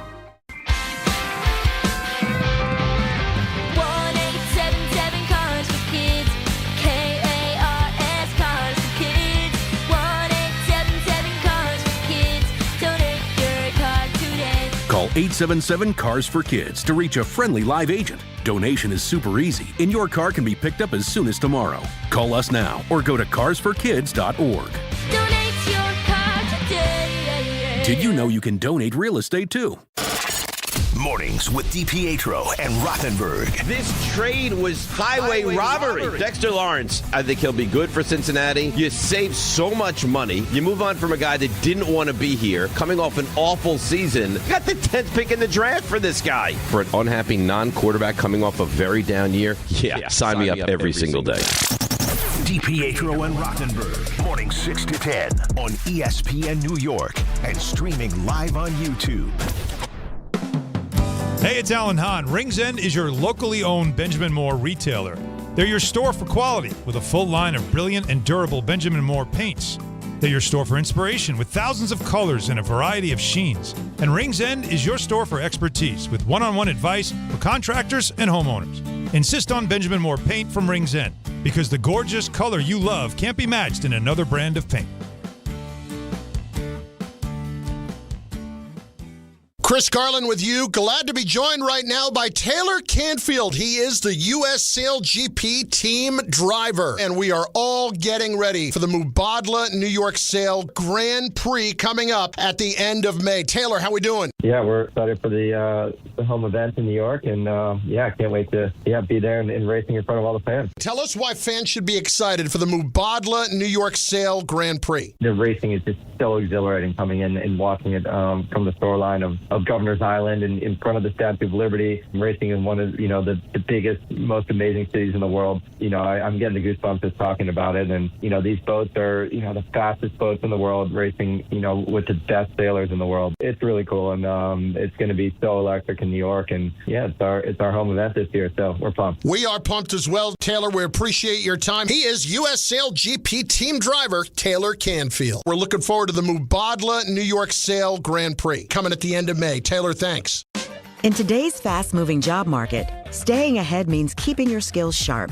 At University of Maryland Global Campus, we help keep your capabilities cutting edge with our skills-based education programs designed to move your career forward. Explore more than 135 degrees and certificates in business, cybersecurity, and more. Apply now and save with no application fee. Classes start May 13th. Learn more at umgc.edu. Certified to operate in Virginia by Chef. Harry Douglas here. I don't wait for birthdays to celebrate. I grab Confetti Craze 5-Hour Energy. It tastes like rich vanilla birthday cake with buttery funfetti goodness. Seriously, it's unapologetically extra in the best way. And it's sugar-free, so I get all that cake flavor without the guilt. It's tiny, portable, and ready for whenever I need a quick boost. I keep one with me because you never know when you'll need a little party energy. The Funfetti flavor is back on 5hourenergy.com or on Amazon. Crack open a Confetti Craze 5-Hour Energy shot today. The The Knicks are in the playoffs and working toward their ultimate goal. The 2025 NBA Cup champions, your New York Knicks. Will this be the year the Knicks punch their ticket to the NBA Finals? The Knicks have much bigger goals at the end of the year. Step back three with 5 seconds. He got it! Jalen Brunson steps back and puts the Knicks in front. Thanks to all our New York Knicks partners this season, including Verizon, ThriveWell Infusion, and London Jewelers on ESPN New York.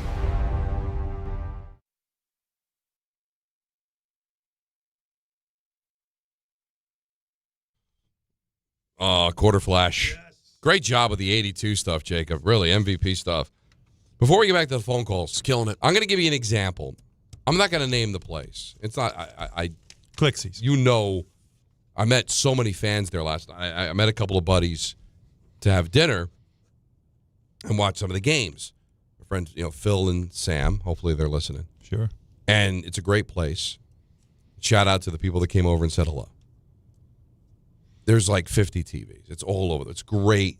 It's a great restaurant. I wouldn't say it's a sports bar, but it's got TVs all over the place. Not one TV had the NBA. All Mets, Yankees. They had the MLB network, so they were showing different games. Well, they had 2 NHL games on, and I'm thinking like, no Sixers and Celtics. Considering where I live in Central Jersey, there are a lot of Sixer fans, and then it occurred to me, it's on Peacock. Yeah, that was brutal. And I know a lot of bars do invest in the apps. The like obviously, the 8 o'clock game was Wemby. It was the Spurs and the Trailblazers. They did it because of Wemby. That's why they put them at the prime time.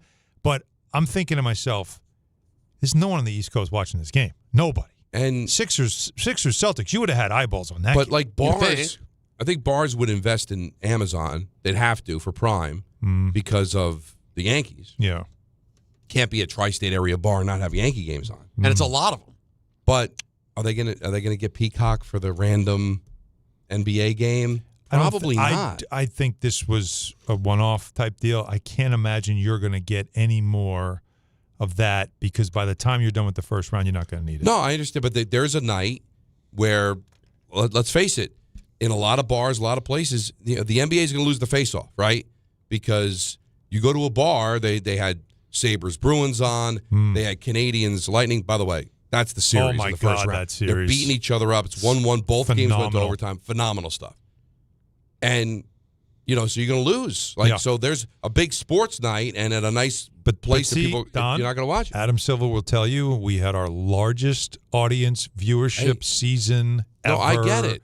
The streaming does work. Like this is what they're going to tell you, even though you and I both know traditionally people your product's not being seen in places like you just described for that reason because these places don't have streaming services or don't know to go there. But all I'm saying is that obviously there are more basketball fans than hockey fans. And depending on where you are in the country, there's more basketball fans than baseball fans. But there is such a thing as buzz that can kind of carry over. And right now, and I know I'm biased because I'm a hockey guy, but also just as a sports guy, I feel there's more buzz around the NHL than the NBA because I think the availabilities of the games being on TNT and ESPN has been bigger. And in some of these games that have been put on Peacock or put on Prime have kind of affected the buzz early. Now, obviously, as things build up, and their audience is bigger, so the numbers are still bigger than the NHL. But you're feeling how the NHL numbers are up. And plus, the NHL still has local coverage in the first round.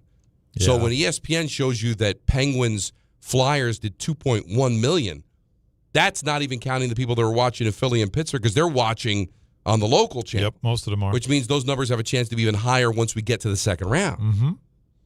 So Adam's right from a financial standpoint, and the numbers are certainly bigger.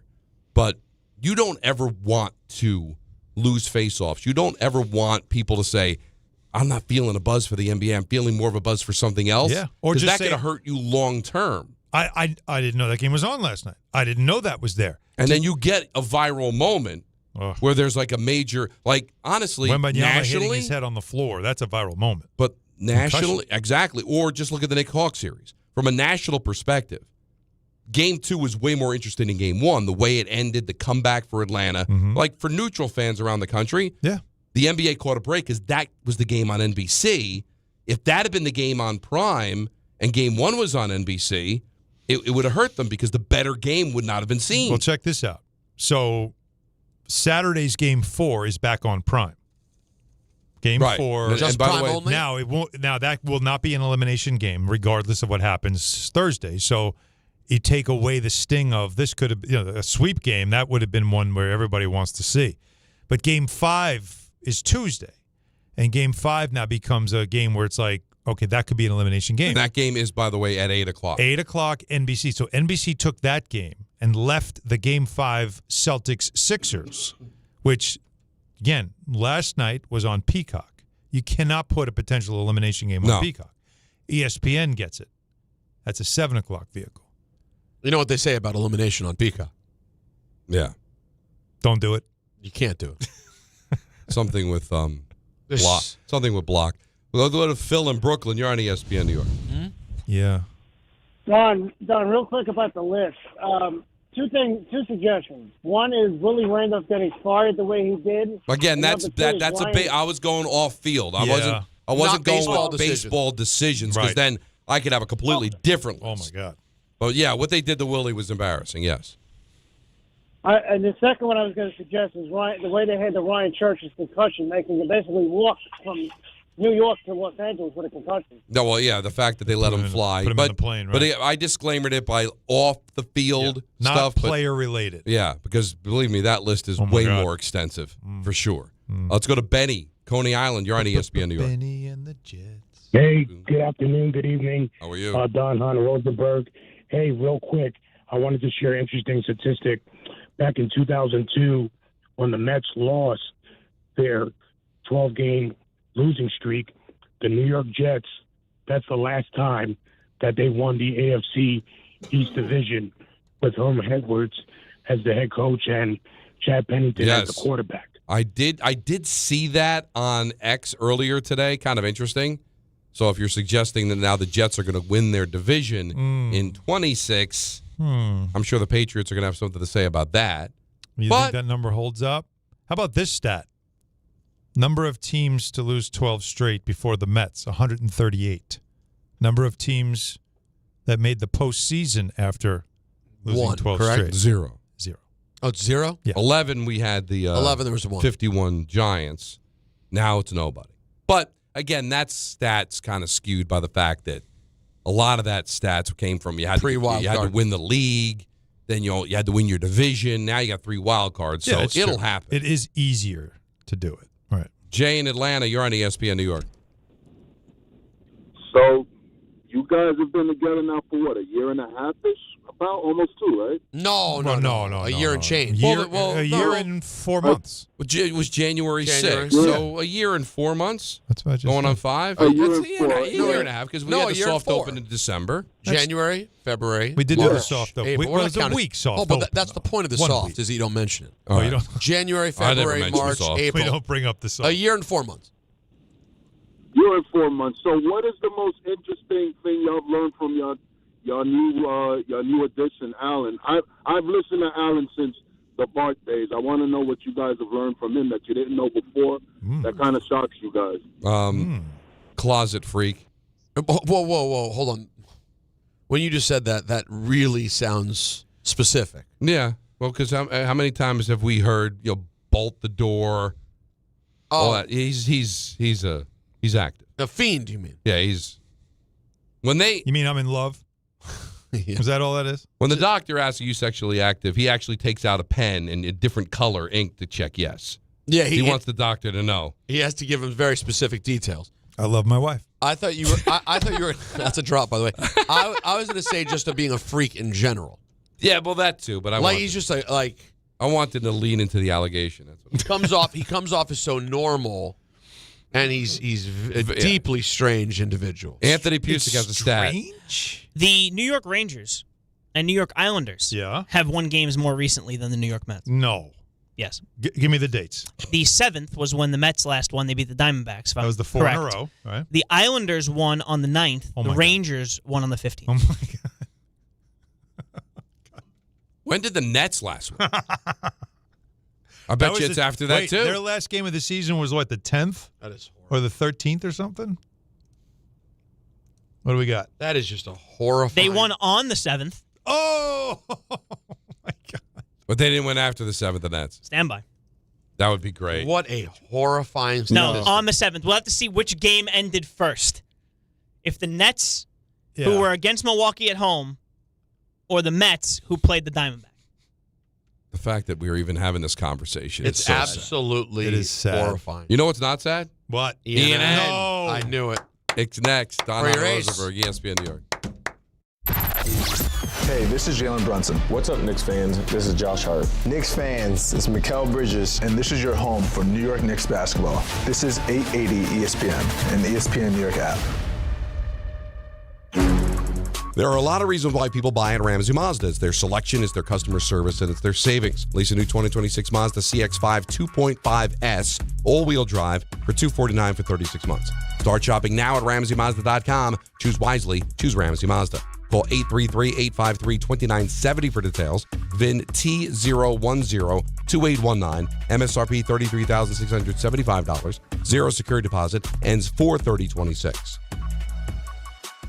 Listen, I know the mentality. You try to play through pain and walk it off. Push through one more day. But when it comes to neck pain, back pain, sciatica, or nerve pain, that's a losing game. That's when you call Dr. J. Shaw at Sandwell Pain. Dr. Shaw is one of New Jersey's top pain specialists, Ivy League trained, double board certified, and he focuses on non-surgical solutions that get real results. No cuts, no downtime, no dependence on pain meds. He builds you a custom game plan for you so that you can move better, feel better, and live pain-free. Same day or next day appointments are available. Visit SandwellPain.com. Stop managing pain. Start beating it.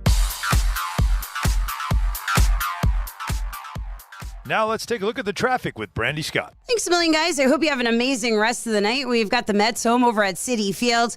Heaviest ride into Queens, Triborough Bridge. Your stop and go there on the Bronx and Manhattan legs. Grand Central eastbound keeps you a bit bunched up, approaching the stadium. Not too bad heading across the Upper East River at the Whitestone Bridge. You're looking good there from the Bronx side. Expressway southbound keeps you quiet, approaching Northern Boulevard. Some good news in the Bronx. Deegan southbound, they finally cleaned up that overturned box truck by the Mosholu. Delays are thinning out on southbound 87 in Yonkers. Heaviest ride to the outbound George, Cross Bronx westbound, bumper to bumper from the Bronx River Parkway. Inbound George, stick with the lower deck about 10 to 15 minutes. Upper level about a 20 to 30 minute ride. Outbound Lincoln Orania 15 to 20. Outbound Holland 20 to 30. I'm Brandy Scott on 880 ESPN New York. Looking for unconditional love? Join London Jewelers May 3rd from 12 to 4 p.m. at Garvey's Point Dog Park in Glen Cove for a heartwarming pet adoption event supporting Rescue Paw Foundation. Each animal has a story and is waiting for a loving home. Come meet them, connect, and be part of something truly special. Rain or shine, help us turn hopeful moments into forever homes. Prizes, flyaways, even cash money. You want it? We've got it. Find a list of all contests and official rules by visiting ESPNNewYorkContests.com. That's ESPNNewYorkContests.com. I can't do it today. I already have plans. Something came up. There are a million reasons to put off a cancer screening, but one reason to keep it. Early detection can save lives.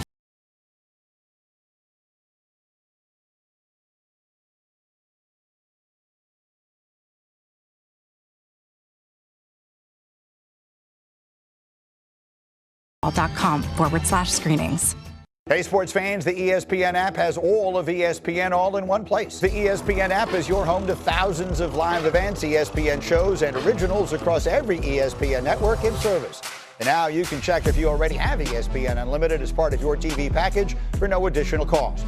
Visit activate.espn.com to learn how to access your account or sign up, then start streaming in the ESPN app. It's all of ESPN all in one place. Sign up or activate now. What's up, my friends? This is Francisco Lindor. This is Devin Williams. This is Luke Weaver. Bo Bichette here. You're listening to the home of New York Mets baseball. WHSQ and WCBS FM HD2, New York. This is an ENN Special Report. Now reporting. The very handsome Jewish man, Peter Rosenberg. We should talk some sports. Do what you want. It's ENN.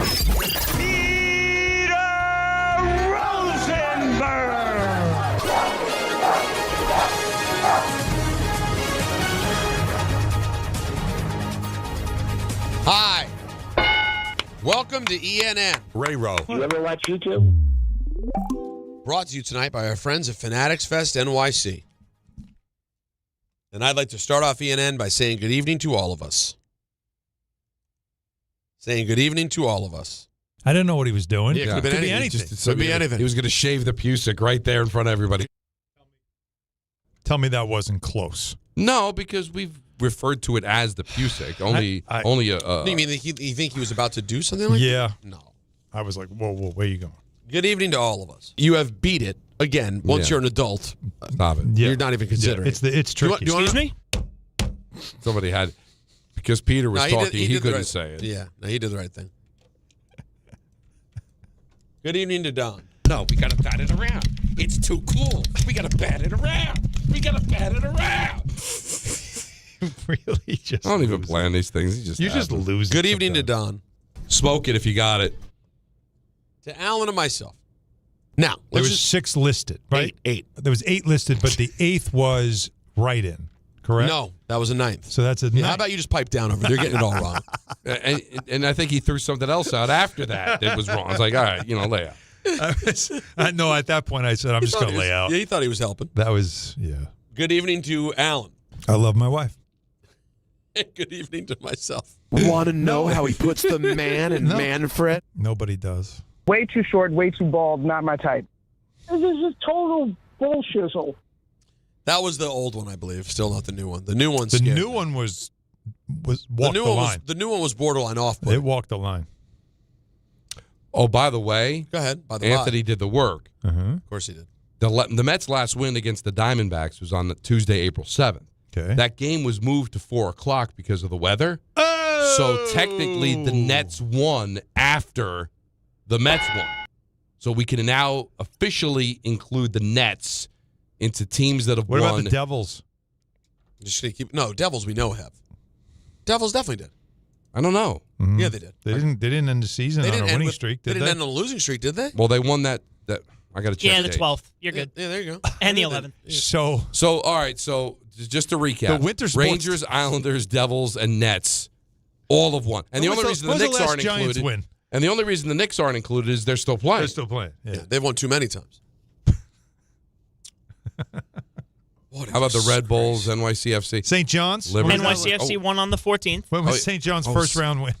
St. John's, that was March. That was March. Still. Close, though. You saw Wemby got hurt yesterday. Red Bulls won on the 15th. Oh, wow.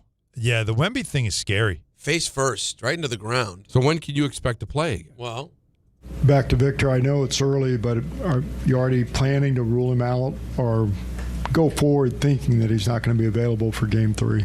It's tough. That protocol is the protocol, so we'll just follow it as everyone else does and plan accordingly. That's Mitch Johnson, the coach of the Spurs. And the league does require, that's the protocol part. Because in football, protocol is you have all week to get through the protocol. The problem in the NBA is that you play a game in 2 days, but you have to take 48 hours to clear. And so he's got to go through that. They've got to play Game 3 now in Portland. I don't even know if he gets on the plane. That's the thing. It all depends on how he feels. But that was a scary fall, man. Smashed his face first on the court in an awkward fall, making a play. And they ended up losing that game. It was great. They blew a lead. Now, they still have enough talent to beat a team like Portland without Wemby, but it will be a lot tougher. But now, his availability is huge. It's big for the league. It's big, obviously, for the Spurs. Big for this year's playoffs. I mean, when you think about what's out there and could be sexy, it gets less sexy without Oh, my God. You mean Denver Spurs as a second-round matchup? Minus Wemby? Without Wemby, it's not a matchup. Yep. That's on Peacock. That you'd put on Peacock. Yeah, that sucks. I'm hoping that he can clear this thing, but that looked bad. If you saw it, he immediately closed his eyes and rested. It looked like he was knocked out for a second. Yeah. That was scary. It's not what you want. Yep. No, it is not. Not ideal. Okay, the Dallas Cowboys will not hold contract talks regarding a long-term deal with franchise-tagged receiver George Pickens, according to Stephen Jones. The Cowboys informed Pickens' agent of their decision last week, hoping to put to rest any sort of questions about an extension that would need to be completed by July 15th. They placed the non-exclusive $27 million franchise tag on Pickens in March. Last time the Cowboys signed a player tagged for the first time to an extension was wide receiver Des Bryant in 2015. What do you think the Cowboys doing this, Don? They're sending clearly a message to Pickens, who had a really good year last year, but has a history. Was a pain in the arse. Yeah, he has a history of being a knucklehead, which is why he's not in Pittsburgh anymore. But it's sort of like that. We don't really trust you to give you a long-term commitment, but we also want to keep you around a little bit longer. Well, so it's smart if you can get the player to agree to it. You know, I mean, this is the diva position, right? Yeah. This is what happens with wide receivers all the time. But I think the Cowboys kind of played this smart. They're such an interesting team. They could be really good. Because and they could be a terrible. healthy Prescott, they're right there. Yeah, you know? two great receivers. The line's got to get better. Defense, of course. But they're like the Mets, like we were saying about what Passan said about the floor low and end ceiling. Yeah, floor ceiling. Would you be surprised if the Cowboys went 7-10? You wouldn't be surprised if they went 10-7. Really depends on here's the one thing. Dak being healthy and. But here's the one thing I do know: if they make the playoffs, nothing will happen. Wow, it's the one thing I know. Well, that's the history. No, that's just what it is. History schmistery. They just suck. Isn't it great? No, let's take it in. Because you have to deal with the fact that the Jets suck, and that's permanent and is a fact. Nothing can be done about it. It hurts. It's the way life is. I mean, there's no reason to just throw it straight my way. No, because I'm gonna say though, at the very least, then we can also appreciate. So do the Cowboys. Well, it ain't changing. Well, the thing is, they don't suck. It's that the tradition of winning. Well, this year will be the 30th anniversary of their last Super Bowl, right? When they beat Pittsburgh in '96. I mean, so 30 years without a championship. And in those 30 years, you could probably count on one hand their playoff wins, right? Yeah, I'm trying to think of the last time they did anything in the playoffs. So, like the Dolphins are like Temu Cowboys. Brand that everybody thinks has this tradition of winning, and they just never win. So that's a great point. See, and the Cowboys are like a Temu real great franchise. Temu Yankees. Or Temu Yankees. Billion-dollar brand. None of the success that goes with it. That's a great call. Because they have the same brand as the Yankees minus the winning, which is a big part of it, I think. Yeah. Shout out, Temu. What a great call by you.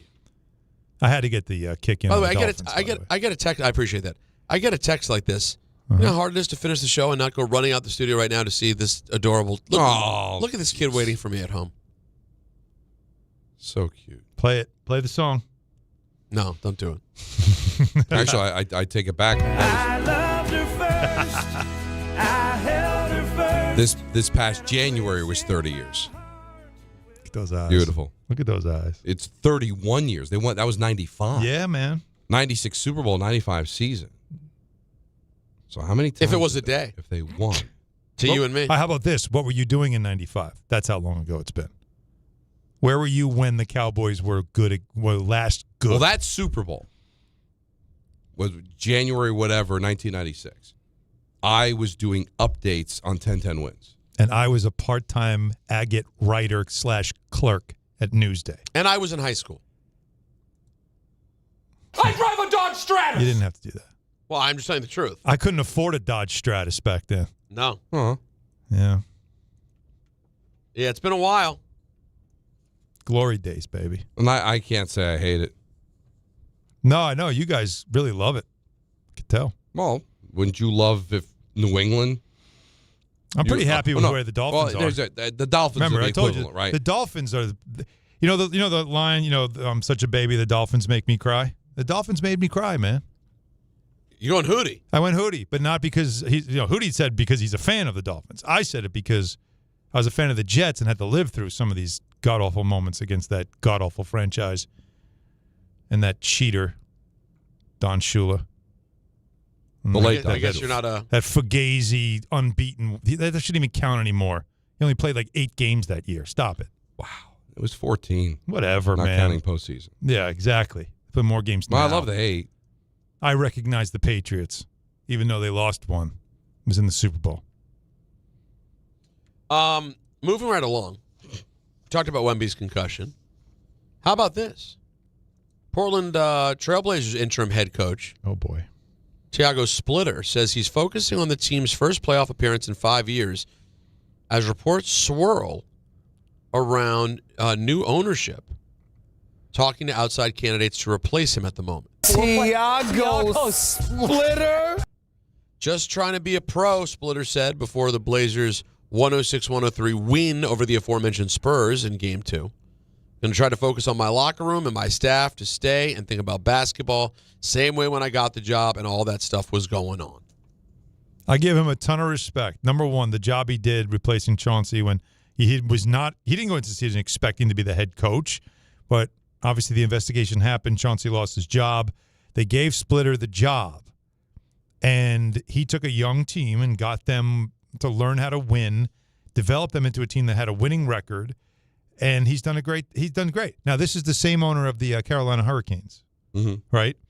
And he's doing the same things with Portland that he did with Carolina, cheap. Which is, you say cheap. He's saying that they're being more efficient.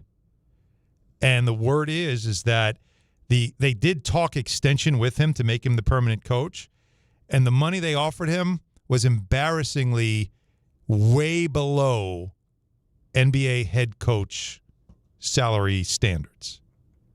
And so because he balked, now they're talking to any NBA assistant / college coach and seeing who they can get to do the job for that bargain basement price. And I can confirm that I've heard this. So that story is absolutely legit. I'm never asking owners to spend money they don't have. But you buy these teams and then you nickel and dime. Like I said, what he did in Carolina, letting Forsland and Chuck Caton go. I mean, how much could that have been in the grand scheme of things? 2 Hall of Fame announcers. What do they do, simulcast? Yeah, they simulcast. Maniscalco does a really good job, and with Trip Tracy. Yeah, but Caton was But it's forever. like Chuck Caton. He's a Whaler. And Forsland went back to the Whalers, too. I didn't know Forsland did. Okay. Chuck Caton is still the head of our association for announcers, and he doesn't, and he's not working. It's stupid. It's really stupid. By the way, I did count Cowboys since their last Super Bowl, 5 playoff wins. Oh boy, in 31 years. Wait, since they've had 5 total? Yeah. When was the last one? Dak, right? A couple of years ago. Yeah, just a couple of years ago. They Dak had one. That was in the Dak has one. Yeah. You, of course, have the famous Romo fumbled snap on the extra point. Ouch. You have the Packers, the no catch. Oh, God. Yeah. It's some heartbreak. Dez.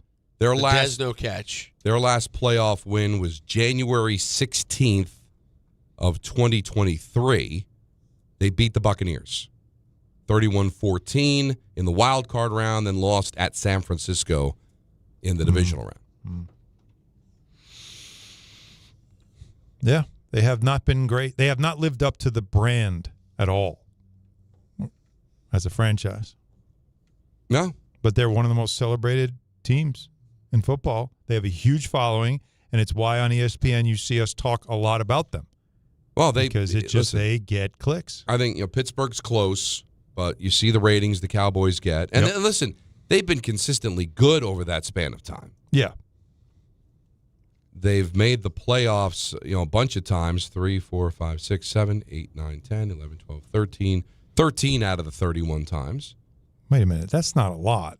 But 13 out of 31 times is not like, they mostly make the playoffs. It's actually they mostly don't make the playoffs. Yeah, mostly don't. That's not Yankees. The Yankees haven't won a World Series, but they make the playoffs every year. Guys, this is upsetting. What is? I just saw it pop up on my timeline. Okay. Yesterday, I missed it. It was April 20th. That's 2 days and ago. The 21st, both. Okay. Yeah. So they celebrated the 25th anniversary of Freddie Got Fingered by showing it at Roxy Cinema right here in NYC. And you missed it? And I missed it. And the best part of it is... Tom Green on. Best part of it is last night, they literally had Casablanca at 7 and Freddie Got Fingered at 9 o'clock. No, there's a combination. Wow. I love Tom I Green. forget it's been Love so that long, movie. but in the trailer, I'm not even sure I watched the movie. But in the trailer, when he's talking to his father, who was Rip Torn, if I'm not mistaken. I sure was. And he's playing the piano, and all the strings are attached to like sausages. Daddy, hanging. would you like some sausage? Daddy, would you like some? I laughed out loud. And you don't even know if you saw the movie. Yeah, I'm not. I probably did based on how hard I laughed at that trailer. And I am a Tom Green fan. There's so many people always think of Daddy, would you like some sausage, which is a great part, of course. But there's so many lines that are funny. He how desperate he is to just eat a chicken sandwich, and he comes home, and he says the mom's saying she's making whatever for dinner, and the mom is what's her face, that super funny comedian who's in a million things. She was in Lost in America with Albert Brooks. She's the super she's the wife in What About Bob?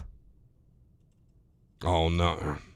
Come on, you know what I'm talking about. Drawing a blank. And you'll know in a second. Anyways, when Tom Green wants to have a chicken sandwich and Rip Torn goes, "Oh, we're eating blah blah blah instead," and Tom Green goes, "I'm a grown man. I can eat a chicken sandwich if I want to." He has so many lines that are just important to film. He was a thing. He was a thing for.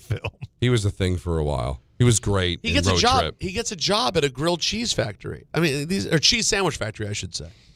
It's a great. If you've never seen it, while it's embarrassing and awful at times in ways that are indescribable, it's also. That sounds very much on brand for Tom Green. Yeah.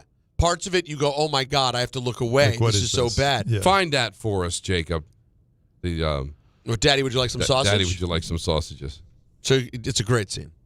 One of the great moments in the history of film. Some would say. Listen, I have Did you felt find her? strongly Did you find about the actress? that. No. What do you? Come on, man. Go to What About Bob. Look up the mom in What About Bob. All right, there you go. It's the same lady who plays Tom Green's mom. Are you using Google right? You don't I'm know using IMDb. He's using IMDb. Are you but clicking it makes me nervous when you see him clicking around. Oh, what? You don't know. Oh God. There you go. help She's him right out. there. Oh, Judy Haggerty? It's Julie- She should have thrown out Airplane. Then I would have known exactly what you you're were right. talking She's about. an Airplane as well, of course. Oh, look, honey, our boy's a genius.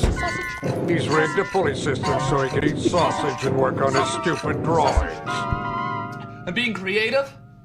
Now, if you'll excuse me, I still have some work to do. Daddy, would you like some sausage? Daddy, would you like some sausages? Daddy, would you like some sausage? So you should understand, Alan. He's gotten the piano has strings attached to it with just sausages hanging from the ceiling. So every time he plays, the sausages are bouncing up and down. He's a complete lunatic. It's so believe me, it's not a good movie. Oh, it's great, but it's fantastic at the same time. It's a classic. Things are heating up, Alan. Oh, in the Denver-Minnesota series. Oh, you think? Trash talk, baby. Yeah, it's starting to pick up, and now Minnesota wins Game 2, 119-114 in Denver. Jaden McDaniels, no relation to Jaden Daniels, called several Nuggets players bad defenders. He was naming names, first and last. I have the cut. Let's hear. Listen to this. Play it for me. Some of the keys offensively as to really get in the rhythm. Go out for Jokic, Jamal, all the bad defenders, Tim Hardaway, Cam Johnson, Aaron Gordon, the whole team. Like, just go at them. They're all bad defenders. Yeah, they're all bad defenders. Love it.